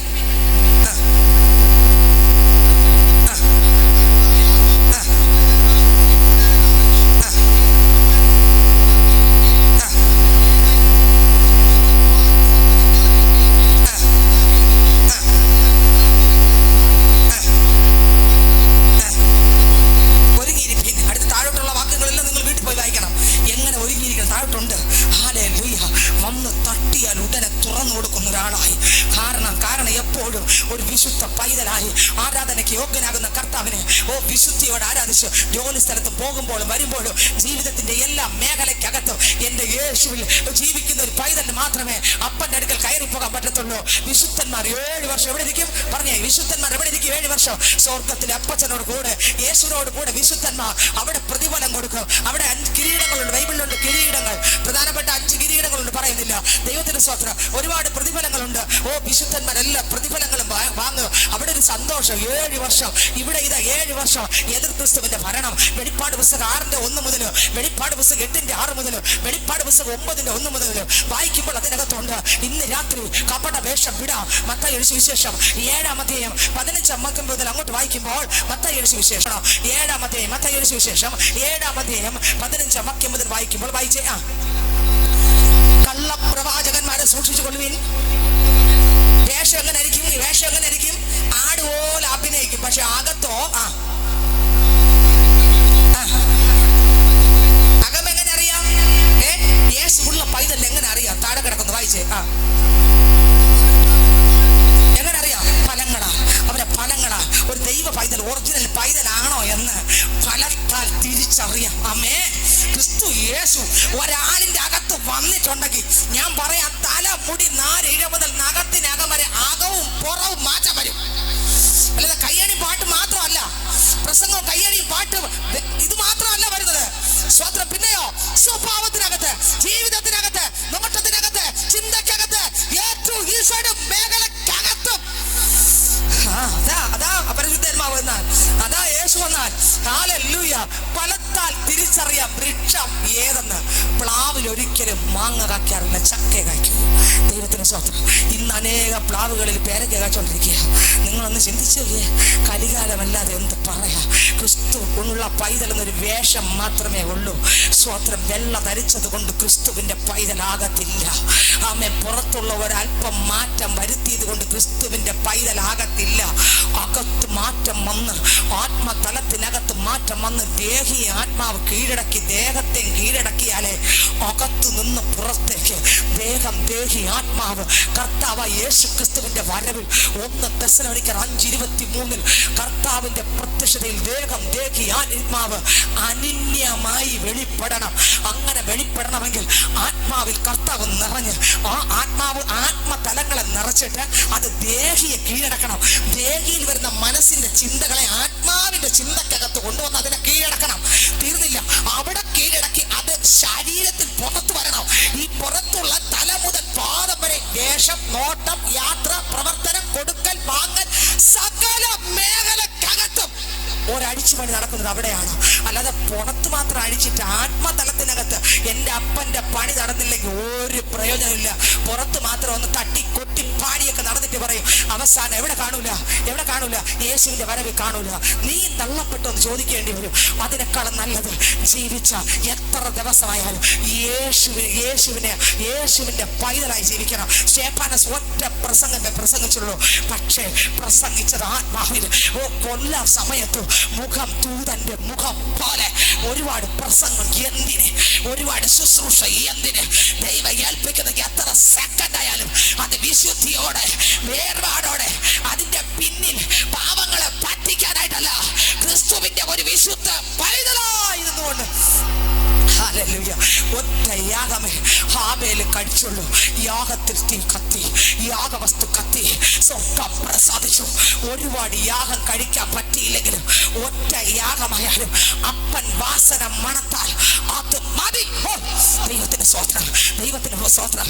എന്തിനൊരുപാട് പ്രസംഗം, എന്തിനൊരുപാട് യാഗം, എന്തിനൊരുപാട് ആമേ. എത്ര തന്നാലും തരുന്നത് അപ്പന്റെ ഹിതപ്രകാരമാണെങ്കിൽ, മഹത്വം മുഴുവൻ ദൈവം എടുത്തെങ്കിൽ, ദൈവത്തിന് സന്തോഷമായെങ്കിൽ, ശാലിനി നിന്റെ പ്രസംഗത്തിൽ, നിന്റെ ശുശ്രൂഷയിൽ, നിന്റെ ഇന്നത്തെ കുടുംബജീവിതത്തിൽ, നിന്റെ ഭർത്താവിനോടുള്ള ഇടപെടലിൽ, നിന്റെ മകനോടുള്ള ഇടപെടലിൽ, നിന്റെ ജോലി സ്ഥലത്തുള്ള ഇടപെടലിൽ, നിന്റെ യാത്രയിലൂടെ ഇടപെടലിൽ, നിന്റെ സഭയിലുള്ള കൂട്ടുവിശ്വാസികളുടെ ഇടപെടലിൽ, എനിക്ക് പ്രിയമായി മക്കളെ എന്ന് യേശു പറയുന്നത് നിങ്ങൾ കേട്ടിട്ടുണ്ടോ? മനുഷ്യൻ പറയൂലേ, പ്രസംഗം കഴിയും പറയും, പ്രസംഗം നന്നായിരുന്നു, ഒരു ചുക്കൂലൊക്കെ ഒന്നും തോന്നൂല. പക്ഷെ യേശു പറയണം, മക്കളെ നിന്റെ ജീവിതം എനിക്ക് ഇഷ്ടപ്പെട്ടു, മക്കളെ നിന്റെ കുടുംബജീവിതം എനിക്ക് ഇഷ്ടപ്പെട്ടു, നിന്റെ സ്വഭാവം എനിക്ക് ഇഷ്ടപ്പെട്ടു, എനിക്ക് നിന്നിൽ ഒരു ആനന്ദം തോന്നി, നിന്നെ കണ്ടപ്പോൾ എനിക്ക് സന്തോഷം തോന്നി, മക്കളെ നിന്നെ കണ്ടപ്പോൾ എനിക്ക് സങ്കടമല്ല വന്നേ, നിന്നെ കണ്ടപ്പോൾ എനിക്ക് ആനന്ദം തോന്നി. ഏതെങ്കിലും ഒരു രാത്രി കിടന്നപ്പോ തൊട്ടടുത്ത് യേശു വന്ന് പറഞ്ഞോ സഹോദരങ്ങളെ, മക്കളെ ഇന്നത്തെ നിന്റെ ദിവസം ഉണ്ടല്ലോ എനിക്കിഷ്ടമായി, നീ പോയപ്പോൾ വന്നപ്പോൾ എല്ലായിടത്തും എനിക്കിഷ്ടമുള്ളവ നീ ചെയ്തേ. ആർക്ക് ഇഷ്ടമുണ്ട്? ഇത് ആരുടെ വായിൽ നിന്ന് കേൾക്കണം? അടുത്തിരിക്കുന്നവരുടെ വായിൽ നിന്നല്ല, യേശുവിന്റെ വായിൽ നിന്ന്. എന്റെ അകവും പുറവും ഒരുപോലെ അറിയുന്നവൻ പറയണം. ഒരിക്കൽ ദൈവത്തിന് സ്വത്രം, സമയം പോരാ. ഒരിക്കൽ സ്വത്രം മോശയ്ക്കെതിരെ ആരോട് മിരിയാമ സംസാരിക്കുമ്പോൾ മോശയ്ക്ക് വേണ്ടി സംസാരിപ്പോൾ സ്വക്കം സംഖ്യാപുസ്തകം 12 ഇറങ്ങി. ഹല്ലേലൂയ. ഞാൻ ഒരു പ്രവാചകനോട് സംസാരിക്കുന്നത് പോലല്ല മോശയോട് സംസാരിക്കുന്നത്. മറപ്പൊരുളില്ലാതെ അങ്ങനെ ഇരിക്കാതെ, അങ്ങനെ ഇരിക്കുമ്പോൾ, അങ്ങനെ ഇരിക്കെ നീ അവനെതിരെ പറയുന്നത് ശങ്കിക്കാത്തത് എന്ത്? മറപ്പൊരുളില്ലാതെ ആരും കാണാത്തൊരു ബന്ധം മോശയും ദൈവവും തമ്മിൽ. അപ്പൻ ഇറങ്ങി വന്നു ടെസ്റ്റ് ചെയ്യാൻ. എന്റെ അപ്പൻ വന്നിട്ടുണ്ടോ എന്റെ നിങ്ങളുടെ അടുക്കൽ? ഒരു ദിവസമെങ്കിലും, ഒരു മണിക്കൂറെങ്കിലും, ഒരു മിനിറ്റെങ്കിലും ഇല്ലെങ്കിൽ ഓടിയിട്ട് ശുശ്രൂഷിച്ചു. എന്താ എനിക്ക് നിങ്ങൾക്ക് ഫലം? ആരെ കാണിക്കാൻ ജാട? ആരെ കൂട്ടാൻ? 50 ആള് കൂടിയാൽ അവരെ ഒന്ന് സോപ്പ് പോന്നിട്ട് പതച്ച് 50 ആള് കൂടിയിട്ട് എവിടെ കൊണ്ടുപോയിക്കാൻ? കുരുടനെ വഴി കാണിച്ചാൽ എല്ലാ കുരുടന്മാരും കൂടെ കിടക്കുന്ന എവിടെ ആയിരിക്കും? തീക്കകത്ത്. ഹല്ലേലൂയ. കുരുടൻ വഴിയെ കാണിച്ച് 2 കുരുടന്മാരുടെ എവിടെ പോകുന്നത് പറ? ഇന്ന് അനേക കുരുടനെ വഴി കാണിച്ചോണ്ടിരിക്കുമ്പോൾ യേശു പറയുന്നത് ഞാൻ തന്നെ വഴിയും സത്യവും ജീവനും. ദൈവം പ്രസാദിക്കട്ടെ, ദൈവം പ്രസാദിക്കട്ടെ. അതിനകത്ത് എഴുതിയിരിക്കുകയാണ്, കള്ളപ്രവാചകന്മാരെ സൂക്ഷിച്ചു കൊള്ളുവിൻ, അവരുടെ ഫലത്താൽ നിങ്ങൾക്ക് അവരെ തിരിച്ചറിയാം. നല്ല ഫലം കണ്ടോ? 17 വാക്യം. നല്ല വൃക്ഷമൊക്കെയും നല്ല ഫലം കായ്ക്കുന്നു, ആകാത്ത വൃക്ഷമോ ആകാത്ത ഫലം കായ്ക്കുന്നു. നല്ല വൃക്ഷത്തിന് ആകാത്ത ഫലവും, ആകാത്ത വൃക്ഷത്തിന് നല്ല ഫലവും കായ്ക്കാൻ കഴിയാത്തത് പോലെ സ്വത്രം കഴിയില്ല. നല്ല ഫലം കായ്ക്കാത്ത വൃക്ഷമൊക്കെ വെട്ടി തീയിലിടുന്നു. ഭയങ്കര ആരാധിക്കും, പാടും, പ്രാർത്ഥിക്കും. എന്തില്ല? പറ, എല്ലാരും പറ. നമ്മളെല്ലാരും പറഞ്ഞെന്ന് പറഞ്ഞാൽ നരകത്തിൽ പോകൂല. പറ. സ്വത്രം ഫലമില്ല. ഫലമില്ലെങ്കിൽ എന്തേ വരും? കോടാലി ചുവട്ടിലുണ്ടെന്ന്. സ്വത്രം കർത്താവിനോട് ചോദിച്ചു, അപ്പാ നല്ല വിത്തല്ലേ ഇട്ടെ, പിന്നെ എങ്ങനെ കള വന്നു? കർത്താവ് വീഴണ്ട, ഇപ്പൊ വീഴണ്ട, ഇപ്പൊ അവിടെ നിൽക്കട്ടെ, കൊയ്ത്തോളം. എങ്ങനെ കൊയ്ത്തോളം? കൊയ്ത്തോളം വളരട്ടെന്ന്. ദൈവത്തിന് സ്വത്രം. കോടാലി ചുവട്ടിലുണ്ട്. കള്ളവും കപടവും നാടകവും കാണിച്ചിട്ട് 10,000 ആൾക്കാരെ കൂട്ടിയാൽ കുറച്ച് ഇളക്കി മറിച്ചെന്ന് പറഞ്ഞിട്ടുണ്ടെന്ന്. ജീവിതം മാറിയില്ലെങ്കിൽ ഒരു ജീവിതം മാത്രം, അത് വേഗം തീർന്നു പോകും. ആരെതിർത്തന്നാലും അത് പോകും നിശ്ചയം. ഒരു ജീവിതം ഇപ്പം വിളിച്ചാലും നിസ്സഹയോടെ പോകണം. ഞാൻ ചോദിക്കട്ടെ, കള്ളവും കപടവും നടത്തിയിട്ട് ആ യാതനയ്ക്കകത്ത് പോകുന്നതിനേക്കാളും നല്ലത് ഒരു സെക്കൻഡേ കിട്ടിയുള്ളൂ. അപ്പൻ്റെ ഹിതം ചെയ്തു പോയാൽ അതൊന്നും വേണ്ട. ദൈവത്തിന് സ്വന്തം നോക്കിക്കേ, ഒരു ഫലത്താൽ നിങ്ങൾക്ക് അവരെ തിരിച്ചറിയാം. എന്നോട് കർത്താവേ കർത്താവേ എന്ന് പറയുന്ന ഏവനുമല്ല. ഒരുപാട് പേര് കർത്താവ് എന്ന് വിളിക്കുന്നുണ്ട്. അവരൊന്നും മക്കളല്ല. സ്വർഗസ്ഥനായ എന്റെ പിതാവിന്റെ ഇഷ്ടം ചെയ്യുന്നവൻ അത്രേ സ്വർഗത്തിൽ കടക്കുന്നത്. പിതാവിന്റെ ഇഷ്ടം എന്തോന്നാ പിതാവിന്റെ ഇഷ്ടം? എന്നെ തന്നെ മരിപ്പിക്കുന്നത്, തന്നെ രചിക്കുന്നത്, നാൾതോറും എന്റെ ക്രൂശ് എടുത്തുകൊണ്ട് യേശുവിന്റെ പുറകെ പോകുന്നത്. അപ്പന്റെ ശബ്ദം കേൾക്കാൻ പറ്റാതെ, കേട്ടിട്ടില്ലെങ്കിൽ ജീവിക്കാൻ പറ്റാത്തൊരു അനുഭവം. അപ്പാ നീ സംസാരിക്കുന്നത് കേൾക്കാതെ എനിക്ക് എണീക്കാൻ പറ്റുന്നില്ല, നടക്കാൻ പറ്റുന്നില്ല ഒരു അനുഭവം എനിക്ക് നിനക്ക് വന്നില്ലെങ്കിൽ ഞാൻ പിശാചിന്റെ ശബ്ദം, മനുഷ്യന്റെ ആലോചന, എന്റെ ചിന്ത വരുന്ന, എന്റെ ബുദ്ധി വരുന്ന അനുസരിച്ച് നടക്കും. പക്ഷെ ക്രിസ്തുവിന്റെ പാദത്തിൽ വീണ ആ വ്യക്തി ദൈവം കൈവിടില്ല. അപ്പാ അടുത്ത് ഞാൻ എന്ത് ചെയ്യണം? എങ്ങോട്ട് പോകണം? എന്ത് ചെയ്യണം? അപ്പാ അങ്ങേക്ക് ഇഷ്ടമല്ലാത്തത് എനിക്ക് വേണ്ട. ഇന്ന് രാത്രി എത്ര പേർക്ക് കൊടുക്കും നോക്കിയേ. പിതാവിന്റെ ഇഷ്ടം ചെയ്യുന്നവൻ അത്രേ ദൈവരാജ്യത്തിൽ കടക്കുന്നത്. കർത്താവേ നിന്റെ നാമത്തിൽ ഞങ്ങൾ പ്രവചിക്കേ, നിന്റെ നാമത്തിൽ ഭൂതങ്ങളെ പുറത്താക്കി, നിന്റെ നാമത്തിൽ വീര്യ പ്രവർത്തികളെ സ്തോത്രം ചെയ്തില്ലയോ എന്ന് പലരും ആ നാളിൽ എന്നോട് പറയും. അന്ന് ഞാൻ അവരോട്, ഞാൻ ഒരു നാട് നിങ്ങളെ അറിഞ്ഞിട്ടില്ല. എന്ത് ചെയ്തില്ല? ഒരുപാട് ഒരു ഭൂത ശുശ്രൂഷ ചെയ്തു. യേശു പറയുന്നത് എനിക്കിതിനെ, ഒരുപാട് രോഗികളെ സൗഖ്യമാക്കി. യേശു പറയുന്നത് എനിക്കിതിനെ, ഒരുപാട് മരിച്ചവരെ ഉയർപ്പിച്ചു. യേശു പറയുന്നത് എനിക്കിതിനെ. അപ്പൊ ഇവിടെ ചെയ്തതോ അതല്ലേ പറഞ്ഞേ? ദൈവത്തിന് അത്ഭുതം ചെയ്യാൻ പറ്റും, പിശാചിന് അത്ഭുതം ചെയ്യാൻ പറ്റും. മന്ത്രവാദി വടിയിട്ടാലും പാമ്പാകും, മോശ വടിയിട്ടാലും പാമ്പാകും. പക്ഷെ മോശയുടെ വടി ഒരു ദിവസം മന്ത്രവാദിയുടെ പാമ്പിനെ വിഴുങ്ങും. അപ്പ മനസ്സിലാകും നരകം എന്തെന്ന്. അപ്പോഴാണ് തീ എന്നത് മനസ്സിലാകുന്നത്. സ്വന്തം അതുവരെയും ഇങ്ങനെ നടക്കും. ഞാൻ ഒരു നാളും നിങ്ങൾ അറിഞ്ഞിട്ടില്ല. അധർമ്മം പ്രവർത്തിക്കുന്നവരെ എന്നെ വിട്ട് പോകുവിൻ എന്ന് തീർത്ത് പറയും. ആകയാൽ എന്റെ ഈ വചനങ്ങളെ കേട്ട് ചെയ്യുന്നവനൊക്കെയും പാറമേൽ വീട് പണിയുന്ന ബുദ്ധിയുള്ള മനുഷ്യനോട് തുല്യനാകുന്നു. വൻമഴ ചൊരിഞ്ഞു, നദികൾ പൊങ്ങി, കാറ്റടിച്ചു, അതിന്മേൽ ആ വീടിന്മേൽ അരച്ചു. അത് പാറമേൽ അടിസ്ഥാനമുള്ളതാകയാൽ വീടില്ല. എന്റെ ഈ വചനങ്ങളെ കേട്ട് ചെയ്യാത്തവനൊക്കെ, ഏത് വചനം? ഗിരിപ്രഭാഷണം 5:1 മുതൽ 7-ാം അധ്യായം അവസാനം വരെ പറയുന്നു. ഇത്രയും കേട്ട വചനം ചെയ്തില്ലെങ്കിൽ, ചെയ്യുന്നില്ലെങ്കിൽ ഈ വചനം എന്റെ ജീവിതത്തിനകത്ത് വരില്ല. വരണമെങ്കിൽ എന്ത് ചെയ്യണം? ഞാൻ വിട്ടുകൊടുക്കണം. ഗലാത്യർ 2:20 അവിടെ മാത്രമേ വരൂ. ഞാൻ മരിച്ചു കൊടുക്കണം. അപ്പച്ച ഇല്ല, ഈ മനുഷ്യനോട് ക്ഷമിക്കാനുള്ള ശക്തി എനിക്കില്ല. ഞാൻ മരിക്കാം, അങ്ങ് ക്ഷമിക്കാം. അങ്ങ് കർത്താവേ, ഇയാളോട് മിണ്ടാനുള്ള ശക്തി എനിക്കില്ല. എന്നെ ചീത്ത വിളിക്കുന്ന വ്യക്തി, എന്നെ ഒരു ശബ്ദത്തിൽ അടിക്കുന്ന വ്യക്തി, എന്നെ അപവാദം പറഞ്ഞുണ്ടാക്കുന്ന വ്യക്തിയെ എനിക്ക് വെറുതെ കാണും. അത് ക്ഷമിക്കാൻ എന്റെ ശരീരത്തിലില്ല. പക്ഷെ അത് ക്ഷമിക്കണം. എന്ത് ചെയ്യണം? ശാലിനി മരിക്കണം. കർത്താവേ, ഞാൻ മരിക്കാനിരിക്കണം. അങ്ങനെ നിറയുക. അങ്ങ് ക്ഷമിച്ചതുപോലെ അങ്ങ് ഇവിടെ ക്ഷമിക്കുക. ഞാൻ മറഞ്ഞിരിക്കുക എന്ന് പറയുമ്പോൾ യേശു അവിടെ എന്നെ മുഴുവൻ നിയന്ത്രിച്ച് അവിടെ ക്ഷമ വരും, അവിടെ താഴ്മ വരും, അവിടെ വ്യത്യാസം വരും. ഇന്ന് രാത്രി അല്ലാതെ എന്റെ അഹങ്കാരം കൊണ്ടൊന്നും പാപക്ഷമ കിട്ടത്തില്ല. എന്റെ അഹങ്കാരം കൊണ്ടൊന്നും എന്തെങ്കിലും ചെയ്തു കിട്ടുന്നത് നടക്കത്തില്ല. ഇന്ന് രാത്രി ഞാൻ പറയട്ടെ, പെട്ടെന്ന് നിർത്താൻ പോവുക. എന്നെ കേൾക്കുന്ന ദൈവത്തിന്റെ പൈതലേ, 7 വർഷം വിശുദ്ധന്മാർ എവിടെ ഇരിക്കും? സ്വർഗ്ഗത്തിൽ ഇരിക്കും. 7 വർഷം തികയുമ്പോൾ സ്വർഗ്ഗത്തിൽ നിന്ന് വെളിപ്പാട് പുസ്തകം 19-ാം അധ്യായം, വെളിപ്പാട് പുസ്തകം വായിക്കുമ്പോൾ 19-ാം അധ്യായം വായിക്കുമ്പോൾ അതിനകത്ത് എഴുതിയിരിക്കുന്നു, യേശു ക്രിസ്തു വിശുദ്ധ മണവാട്ടിയോട് എവിടെ ഇറങ്ങി വരും? വെളിപ്പാട് പുസ്തകം 19-ാം അധ്യായം അതിനകത്ത് എഴുതിയിരിക്കുന്നു. ദൈവത്തിന് സ്തോത്രം, ഹല്ലേലൂയ. ഓ സ്തോത്രം. 5 മുതൽ വായിക്കുമ്പോൾ നമ്മുടെ ദൈവത്തിന്റെ സകല ദാസന്മാരും ഭക്തന്മാരുമായി, ചെറിയവരും വലിയവരുമായി ഉള്ളവരെ അവനെ വാഴ്ത്തുവനെന്ന് പറയുന്ന ഒരു ശബ്ദം സിംഹാസനത്തിൽ പുറപ്പെട്ടു. അപ്പോൾ വലിയ പുരുഷാരത്തിന്റെ ഘോഷവും പോലെ, പെരുവെള്ളത്തിന്റെ ഇരച്ചിൽ പോലെ, തകർത്ത ഇടിമുഴക്കം പോലെ, ഓ സ്തോത്രം, ഞാൻ കേട്ടത്. ഹല്ലേലൂയ. സർവശക്തിയുള്ള നമ്മുടെ ദൈവമായ കർത്താവ് രാജ്യത്ത് വന്നിരിക്കുന്നു. നാം സന്തോഷിച്ച് ഉല്ലസിച്ച് അവന് മഹത്വം കൊടുക്കുക. കുഞ്ഞാടിന്റെ കല്യാണം വന്നുവല്ലോ, അവന്റെ കാന്തയും തന്നെത്താൻ ഒരുക്കിയിരിക്കുന്നു. ദൈവത്തിന് സ്തോത്രം. വീണ്ടും വായിച്ച് താഴോട്ട് വരുമ്പോൾ 11-ാം വാക്യം മുതൽ, അനന്തര സ്വർഗ്ഗം തുറന്നിരിക്കുന്ന ഞാൻ കണ്ടു. ഒരു വെള്ള കുതിര പ്രത്യക്ഷമായി. അതിന്മേൽ ഇരിക്കുന്നവന് വിശ്വസ്തനും സത്യവാനുമെന്ന് പേർ. അവൻ നീതിയോടെ വിധിക്കുകയും പോരാടുകയും ചെയ്യുന്നു. അവന്റെ കണ്ണ് അഗ്നിജ്വാല, തലയിൽ അനേക രാജമുടികൾ, എഴുതിയിട്ടുള്ള ഒരു നാമവും അവനുണ്ട്. അത് അവനല്ലാതെ ആർക്കും അറിഞ്ഞുകൂടാ. അവൻ രക്തം തളിച്ച് ഉടുപ്പ് ധരിച്ചിരിക്കുന്നു. അവൻ ദൈവവചനം എന്ന് പേർ പറയുന്നു. സ്വർഗ്ഗത്തിലെ സൈന്യം. അതേതാ സൈന്യം? പറ. സൈന്യം ആരാ? ഞാൻ നിങ്ങളും. യേശു ക്രിസ്തു വെള്ളക്കുതിരപ്പുറത്ത് വരുന്നു.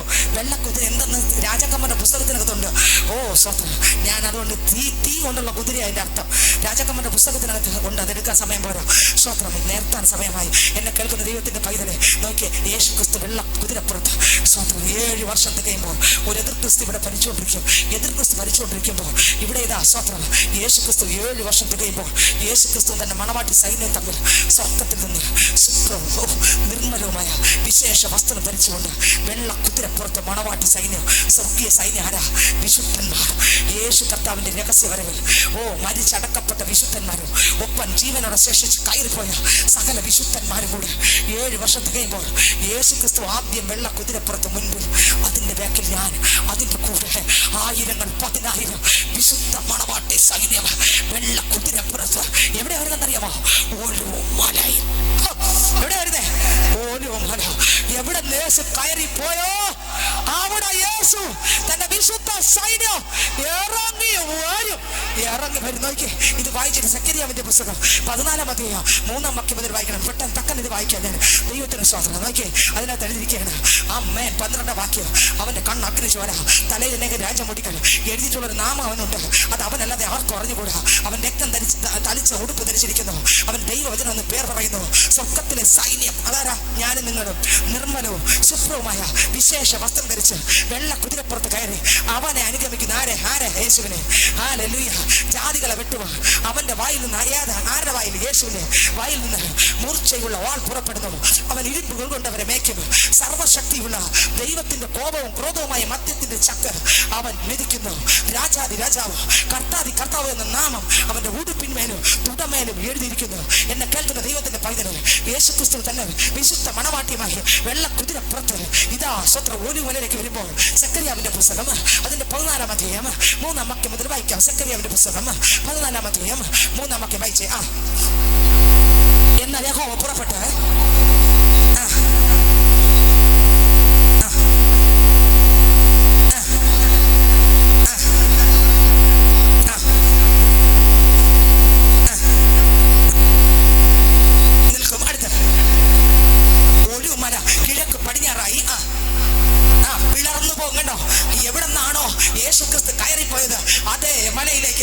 യേശു ക്രിസ്തു അതിന്റെ കൂടെ ആര് കാണും? ഇപ്പൊ യേശു കയറിപ്പോയപ്പോ ഞാൻ കണ്ടില്ലല്ലേ, പക്ഷെ യേശുവിൽ ഞാൻ ഉണ്ടായിരുന്നു. യേശുവിൽ ഞാൻ അപ്പോഴും, യേശു കയറിപ്പോയപ്പോ ഞാൻ നിങ്ങൾ ആരിലുണ്ടായിരുന്നു? യേശു ക്രൂശിൽ മരിച്ചപ്പോ ഞാൻ നിങ്ങൾ ആരിലുണ്ടായിരുന്നു? പറ. യേശു ക്രിസ്തു ക്രൂശിൽ മരിച്ചപ്പോ ആരൊക്കെ ഉണ്ടായിരുന്നു? ഓ, എവിടെ കിടക്കുന്നു? കൊരിന്ത്യരിലുണ്ട്, എടുക്കാൻ സമയം പോരാ. സ്വത്രം. യേശു ക്രിസ്തു ഒലിവുമലയിൽ ഉണ്ടായിരുന്നപ്പോ ആരുണ്ടായിരുന്നു? ഞാൻ നിങ്ങളുണ്ടായിരുന്നു. ഇന്ന് നമ്മൾ കാണാൻ പോവുക. സ്വത്രം. കർത്താവായ യേശു ക്രിസ്തു ഹാലേലൂയ മഹത്വ പ്രത്യക്ഷതയ്ക്ക് ഇറങ്ങി വരികയാണ്. ഓ, 7 വർഷം തികയുമ്പോൾ യേശു ക്രിസ്തു അടുത്ത് മണവാട്ടിയുമായി വരുന്നത് മഹത്വ പ്രത്യക്ഷതയാണ്. ഒലിവുമലയിലേക്ക് വരുമ്പോൾ ഏത് മലയിൽ നിന്നാണോ യേശു ക്രിസ്തു കയറിപ്പോയത്, അതേ മലയിലേക്ക് യേശു കാൽ ചവിട്ടുമ്പോൾ ഒലിവുമല രണ്ടായി പിളർന്നു പോകും. ഓ സ്വത്രം. ഒലിവുമല കിഴക്ക് പടിഞ്ഞാറായി നടുവെ പിളർന്നു പോകും. ഏറ്റവും വലിയൊരു താഴ്വര ഉളവായി വരും. മലയുടെ ഒരു പാതി വടക്കോട്ടോ മറ്റേ പാതി തെക്കോട്ടോ വാങ്ങിപ്പോകും. എന്നാൽ മലകളുടെ താഴ്വര, സ്തോത്രം, ആ മലകളുടെ താഴ്വര അസൽ വരെ എത്തുന്നത് കൊണ്ട് നിങ്ങൾ എന്റെ മലകളുടെ താഴ്വരയിലേക്ക് ഓടിപ്പോകും. യഹൂദ രാജാവായ ഉഷിയാവിന്റെ കാലത്ത് നിങ്ങൾ ഭൂകമ്പം ഹേതുവായി ഓടിപ്പോയതുപോലെ നിങ്ങൾ ഓടിപ്പോകും. നോക്കിയേ, അവിടെ ഒരു യുദ്ധം നേരിടും. യുദ്ധത്തിൽ എതിർ ക്രിസ്തുവിനെ സ്വർഗത്തിന് ദൈവം തന്റെ ശ്വാസത്താൽ ഒടുക്കി യേശു ക്രിസ്തു അവിടെ 1000 ആണ്ട് ആരായി വരും. അതിന് മുമ്പ് ഒരു കുറെ കാര്യങ്ങളുണ്ട്, അതെല്ലാം വിടുന്നു. അടുത്ത് രണ്ടാമത്തെ വരവാരായിട്ടാ? മണവാളനായിട്ട് വന്ന ശേഷം മൂന്നാമത് ഒരു വരവുണ്ട്. എങ്ങനെ? രാജാവായി മുൾക്കിരീടം വെച്ച കർത്താവിനെ പൊൻകിടരുടെ ധാരിയായി 1000 ആണ്ട് യേശു വാഴും. സ്വത്രം. ഒരു എതിർ ക്രിസ്തു ഭരിക്കും. 7 വർഷം തികയുമ്പോൾ വിശുദ്ധ മണവാട്ടി സൈന്യം കൂടെ സ്വത്രം ഒലിവുമലയിലേക്ക് ഇറങ്ങി വരും. ഒലിവുമല രണ്ടായി പിളർന്നു പോകും. ദൈവത്തിന്റെ സ്വത്രം. അവിടെ വലിയൊരു യുദ്ധം ഉണ്ടാകും. ആ യുദ്ധത്തിൽ സകല ജാതികളും, ഞാൻ നേരത്തെ പറഞ്ഞു റോഡൊക്കെ റെഡിയ, സകല ജാതികളും അവിടെ എത്തിച്ചേരും. ആ യുദ്ധത്തിൽ സ്വർഗത്തിലെ ദൈവം സകലത്തെയും പരാജയപ്പെടുത്തും. ഹാലലൂയ. പിശാചിനെ അതുകൂടെ വായിക്കാം. വെളിപ്പാട് പുസ്തകം 20-ാം അധ്യായം 1 മുതൽ വായിക്കുമ്പോൾ അതിനകത്ത് എഴുതിയിരിക്കുന്നു, പിശാചിന് 1000 മണ്ടയ്ക്ക് ചങ്ങലയിട്ട് അനന്തരം ഒരു ദൂതൻ അഗാധത്തിന്റെ താക്കോലും ഒരു വലിയ ചങ്ങലയും കയ്യിൽ പിടിച്ചുകൊണ്ട് സ്വർഗത്തിൽ നിറങ്ങുന്നത് ഞാൻ കണ്ടു. അവൻ പിശാചിനെ സാത്താനെ ഒന്നുള്ള പഴയ പാമ്പായ മകർ സർപ്പത്തെ പിടിച്ച് 1000 മണ്ടയ്ക്ക് ചങ്ങലയിടും. 1000 ആണ്ട് കഴിയോളം ജാതികളെ വഞ്ചിക്കാതിരിക്കാൻ അവനെ അഗാധത്തിൽ തള്ളിയിട്ടു അടച്ചു പൂട്ടുകയും മീതെ മുദ്രയിടുകയും ചെയ്തു. ആ സ്വത്ര. ഹാലലൂയ. അതിനുശേഷം അവൻ അല്പകാലത്തേക്ക് അടിച്ചു വിടേണ്ടതാകുന്നു. 1000 ആണ്ടൊരു വാഴ്ചയുണ്ട്. ഓ സ്വത്രം. ഞാൻ പറയട്ടെ, യേശു മനുഷ്യനായി വന്നു കഴിഞ്ഞു, പോയി കഴിഞ്ഞു. ഇനി യേശു വരേണ്ടത് മണവാളനായിട്ടാണ്. ഇന്ന് രാത്രി ഞാൻ ചോദിക്കട്ടെ, ഞാനും നിങ്ങൾ ഒരുങ്ങിയിട്ടുണ്ടോ? ഇന്ന് രാത്രി യേശു വന്നാൽ ഞാനും നിങ്ങൾ കയറിയിട്ടുണ്ടോ? രക്ഷിക്കപ്പെട്ടിട്ടുണ്ടോ? മാനസാന്തരപ്പെട്ടിട്ടുണ്ടോ? മുഴുവൻ സ്ഥാനം യേശു എടുത്തത് മുഴുവൻ സ്ഥാനം എടുത്തിട്ടുണ്ടോ? ഓ വിശുദ്ധന്മാരുടെ അപ്പോസ്തലിക ഉപദേശം സ്വീകരിച്ചിട്ടുണ്ടോ? കൂട്ടായ്മ ആചരിക്കുന്നുണ്ടോ? വിശുദ്ധന്മാരുടെ അപ്പം നുറുക്കൽ പങ്കെടുത്ത് കൂട്ടായ്മ ആചരിച്ച് പ്രാർത്ഥിച്ച് ഓരോ സെക്കൻഡ് ക്രിസ്തു വന്ന തലയോളം ആത്മാവിൽ നിന്ന് വളർന്ന് പാവത്തെ ജയിച്ച് ധാരാളമായി പ്രവേശിക്കുക. ഒരുങ്ങിയിട്ടുണ്ടോ? രാത്രി കർത്താവ് വിളിച്ച് ചോദിക്കുകയാണ്. 1000 ആണ്ട്. സ്വത്രം. 7 വർഷം എതിർ ക്രിസ്തു ഭരിക്കുമ്പോൾ യേശു വരികയും സ്വത്രം ഒലിവുമല രണ്ടായി വിഭജിക്കപ്പെടുകയും അവിടെ ഒരു യുദ്ധമുണ്ടാകും. ഹർമഗദോൻ യുദ്ധം. യുദ്ധത്തിൽ സ്വത്രം ശത്രുവിനെ സ്വർഗത്തിന്റെയും പരാജയപ്പെടുത്തുകയും സ്വത്രം പിശാചിനെ 1000 ആണ്ടയ്ക്ക് ചങ്ങലക്കിടയും യേശു ക്രിസ്തു പൊൻകിരീടധാരിയായി 1000 ആണ്ട് രാജാവായി വാഴും. എത്രക്ക് മനസ്സിലായി? ഹാലലൂയ. രാജാവായി യേശു വാഴുമ്പോഴും ഞാൻ കാണും. സ്വതന്ത്രം. ആ വെള്ളക്കുതിര പുറത്ത് വരുമ്പോഴും ഞാൻ കാണും. നിങ്ങൾ ആരൊക്കെ കാണും? യേശുവിന്റെ വരവിൽ ആരെല്ലാം എടുക്കപ്പെടും? ഇന്ന് രാത്രി ഉറപ്പുള്ള എത്രവരുണ്ട്? ഒരു ദിവസം ജീവിച്ചാലും എത്ര കാലം ജീവിച്ചാലും അപ്പാ എനിക്ക് അങ്ങേക്ക് ജീവിക്കണം. എനിക്ക് പാപം വേണ്ട, അശുദ്ധി വേണ്ട, വചനം വിട്ടുള്ള ജീവിതം വേണ്ട, മറ്റുള്ളവരുടെ കുറ്റവും കുറവും എനിക്ക് പറയണ്ട. നിങ്ങളുടെ വീട്ടിനകത്ത് മറ്റുള്ളവരുടെ കുറ്റവും കുറവും പറയുന്ന ആളാണോ ഞാൻ നിങ്ങൾ? എങ്കിൽ സഹോദരി തള്ളപ്പെടുക. മറ്റുള്ളവരുടെ കുറ്റവും കുറവും പറഞ്ഞ് സ്വത്രം തള്ളിക്കളയല്ലേ? സ്വത്രം. ഇതിനകത്ത് ഞാൻ ചോദിക്കട്ടെ, ഇന്ന് യേശു വന്ന കയറി പോകുമോ? ഈ രാത്രി ഈ നിമിഷം യേശു വന്നാൽ ഞാൻ നിങ്ങൾ തള്ളപ്പെടുമോ അതോ കയറി പോകുമോ? കർത്താവ് വാദിക്കൽ നിനയാത്ത നാഴികയിൽ മനുഷ്യപുത്രൻ വരുന്നത് കൊണ്ട് നിങ്ങളും ഒരുങ്ങിയിരിക്കും. അവർ കള്ളനെ പോലെ വരും. കർത്താവിന്റെ ഗംഭീര നാമത്തോടും പ്രധാന ദൂതന്റെ ശബ്ദത്തോടും ദൈവത്തിന്റെ കാഹളത്തോടും കൂടെ സ്വർഗത്തിൽ നിറങ്ങി വരും. ക്രിസ്തുവിൽ മരിച്ചവർ ഒന്നാമത് ഉയർത്തെഴുന്നേൽക്കും. പിന്നെ ജീവനോടെ ശേഷിക്കുന്ന നാം ഓരോരുത്തരും കർത്താവിനെ എതിരേൽപ്പൻ മേഘങ്ങൾ എടുക്കപ്പെടും. മേഘങ്ങൾ എടുക്കപ്പെട്ട് 7 വർഷം കർത്താവിനോട് കൂടെ പ്രതിഫലങ്ങളെ പ്രാപിച്ച് 7 വർഷമാകുമ്പോൾ സ്തോത്രം നിർമ്മലവും വിശേഷ വസ്ത്രവും ശുദ്ധവുമായ വിശേഷ വസ്ത്രം മണവാട്ടി സൈന്യം ധരിച്ചുകൊണ്ട് സ്വർഗത്തിന് സൈന്യം യേശുവിനോട് കൂടെ വെള്ള കുതിരപ്പുറത്ത് ഒലിവുമലയിലേക്ക് ഇറങ്ങി വരിക. അവിടെ യുദ്ധം നടക്കും. യുദ്ധത്തിൽ സ്വർഗത്തിന് അവർ പരാജയപ്പെടുത്തി സാത്താനെ 1000 മണ്ടയ്ക്ക് ചങ്ങലയിടുക. സ്വത്രം മുൾക്കിരീടം ധരിച്ച യേശു ക്രിസ്തുവിനെ പൊൻകിരീടധാരിയായി 1000 ആണ്ട് യേശു ക്രിസ്തു രാജാവായി ഭരിക്കും. യേശുവിനോട് കൂടെ ഞാനും നിങ്ങളും കാണുമോ? ഇല്ലായെങ്കിൽ ഇവിടെ പാടിയത് എന്തിനെ? പ്രാർത്ഥിച്ചത് എന്തിനെ? ഓടിയത്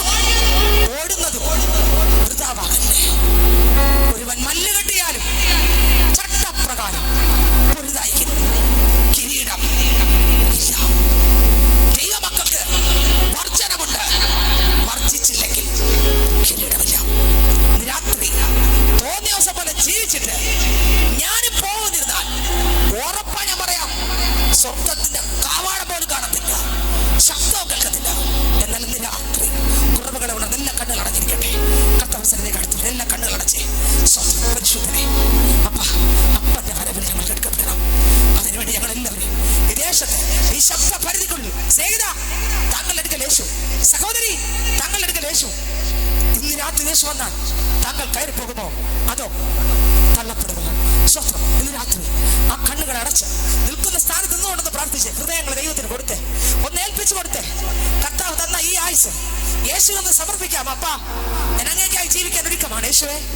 കർത്താവ് ഈ ശബ്ദം കേൾക്കുന്ന എല്ലാവരും ദൈവകരങ്ങൾ തരുന്നു, കടന്നു വന്നവരെ തരുന്നു, ഞങ്ങളെല്ലാവരും തരുന്നു. അപ്പാ, ഞങ്ങളെല്ലാവരും ഒരു വിശുദ്ധ മണവാട്ടിയെ ക്രിസ്തു എന്ന തലയോളം വിശ്വാസത്തോട് വീഴും, വീര്യത്തോട് പരിജ്ഞാനവും, പരിജ്ഞാനത്തോട് യഹോ ഭക്തി, ഭക്തിയോട് സ്ഥിരതയും, സ്ഥിരതയോട് ഇന്ദ്രിയജയത്തോട് സഹോദര പ്രീതി, സഹോദര പ്രീതിയോട് സ്നേഹവും ധരിച്ചുകൊണ്ട് കർത്താവിന്റെ രാജ്യത്തിൽ ധാരാളമായി പ്രവേശിക്കുവാൻ പരിശുദ്ധാത്മാവ് ഞങ്ങളെല്ലാവരും സഹായിക്കണം. അപ്പോൾ ശത്രു തുടരുന്നു, രക്തം കൊണ്ട് കഴുകി ഞങ്ങളുടെ ജീവിതത്തിനകത്തുന്ന കുറവുകളെല്ലാം ക്ഷമിച്ച് അപ്പന്റെ മണവാട്ടിയാക്കി ആ വചനപ്രകാരം ജീവിക്കുന്ന കാലം ജീവിച്ച് അപ്പന്റെ ശബ്ദം കേട്ട് അപ്പന്റെ അടുക്കൽ വരുവാൻ പരിശുദ്ധാത്മാവ് സഹായിക്കും. സകല മാനവ മഹത്വം യേശുവിന്റെ നാമത്തിൽ തന്നെ ആമേൻ.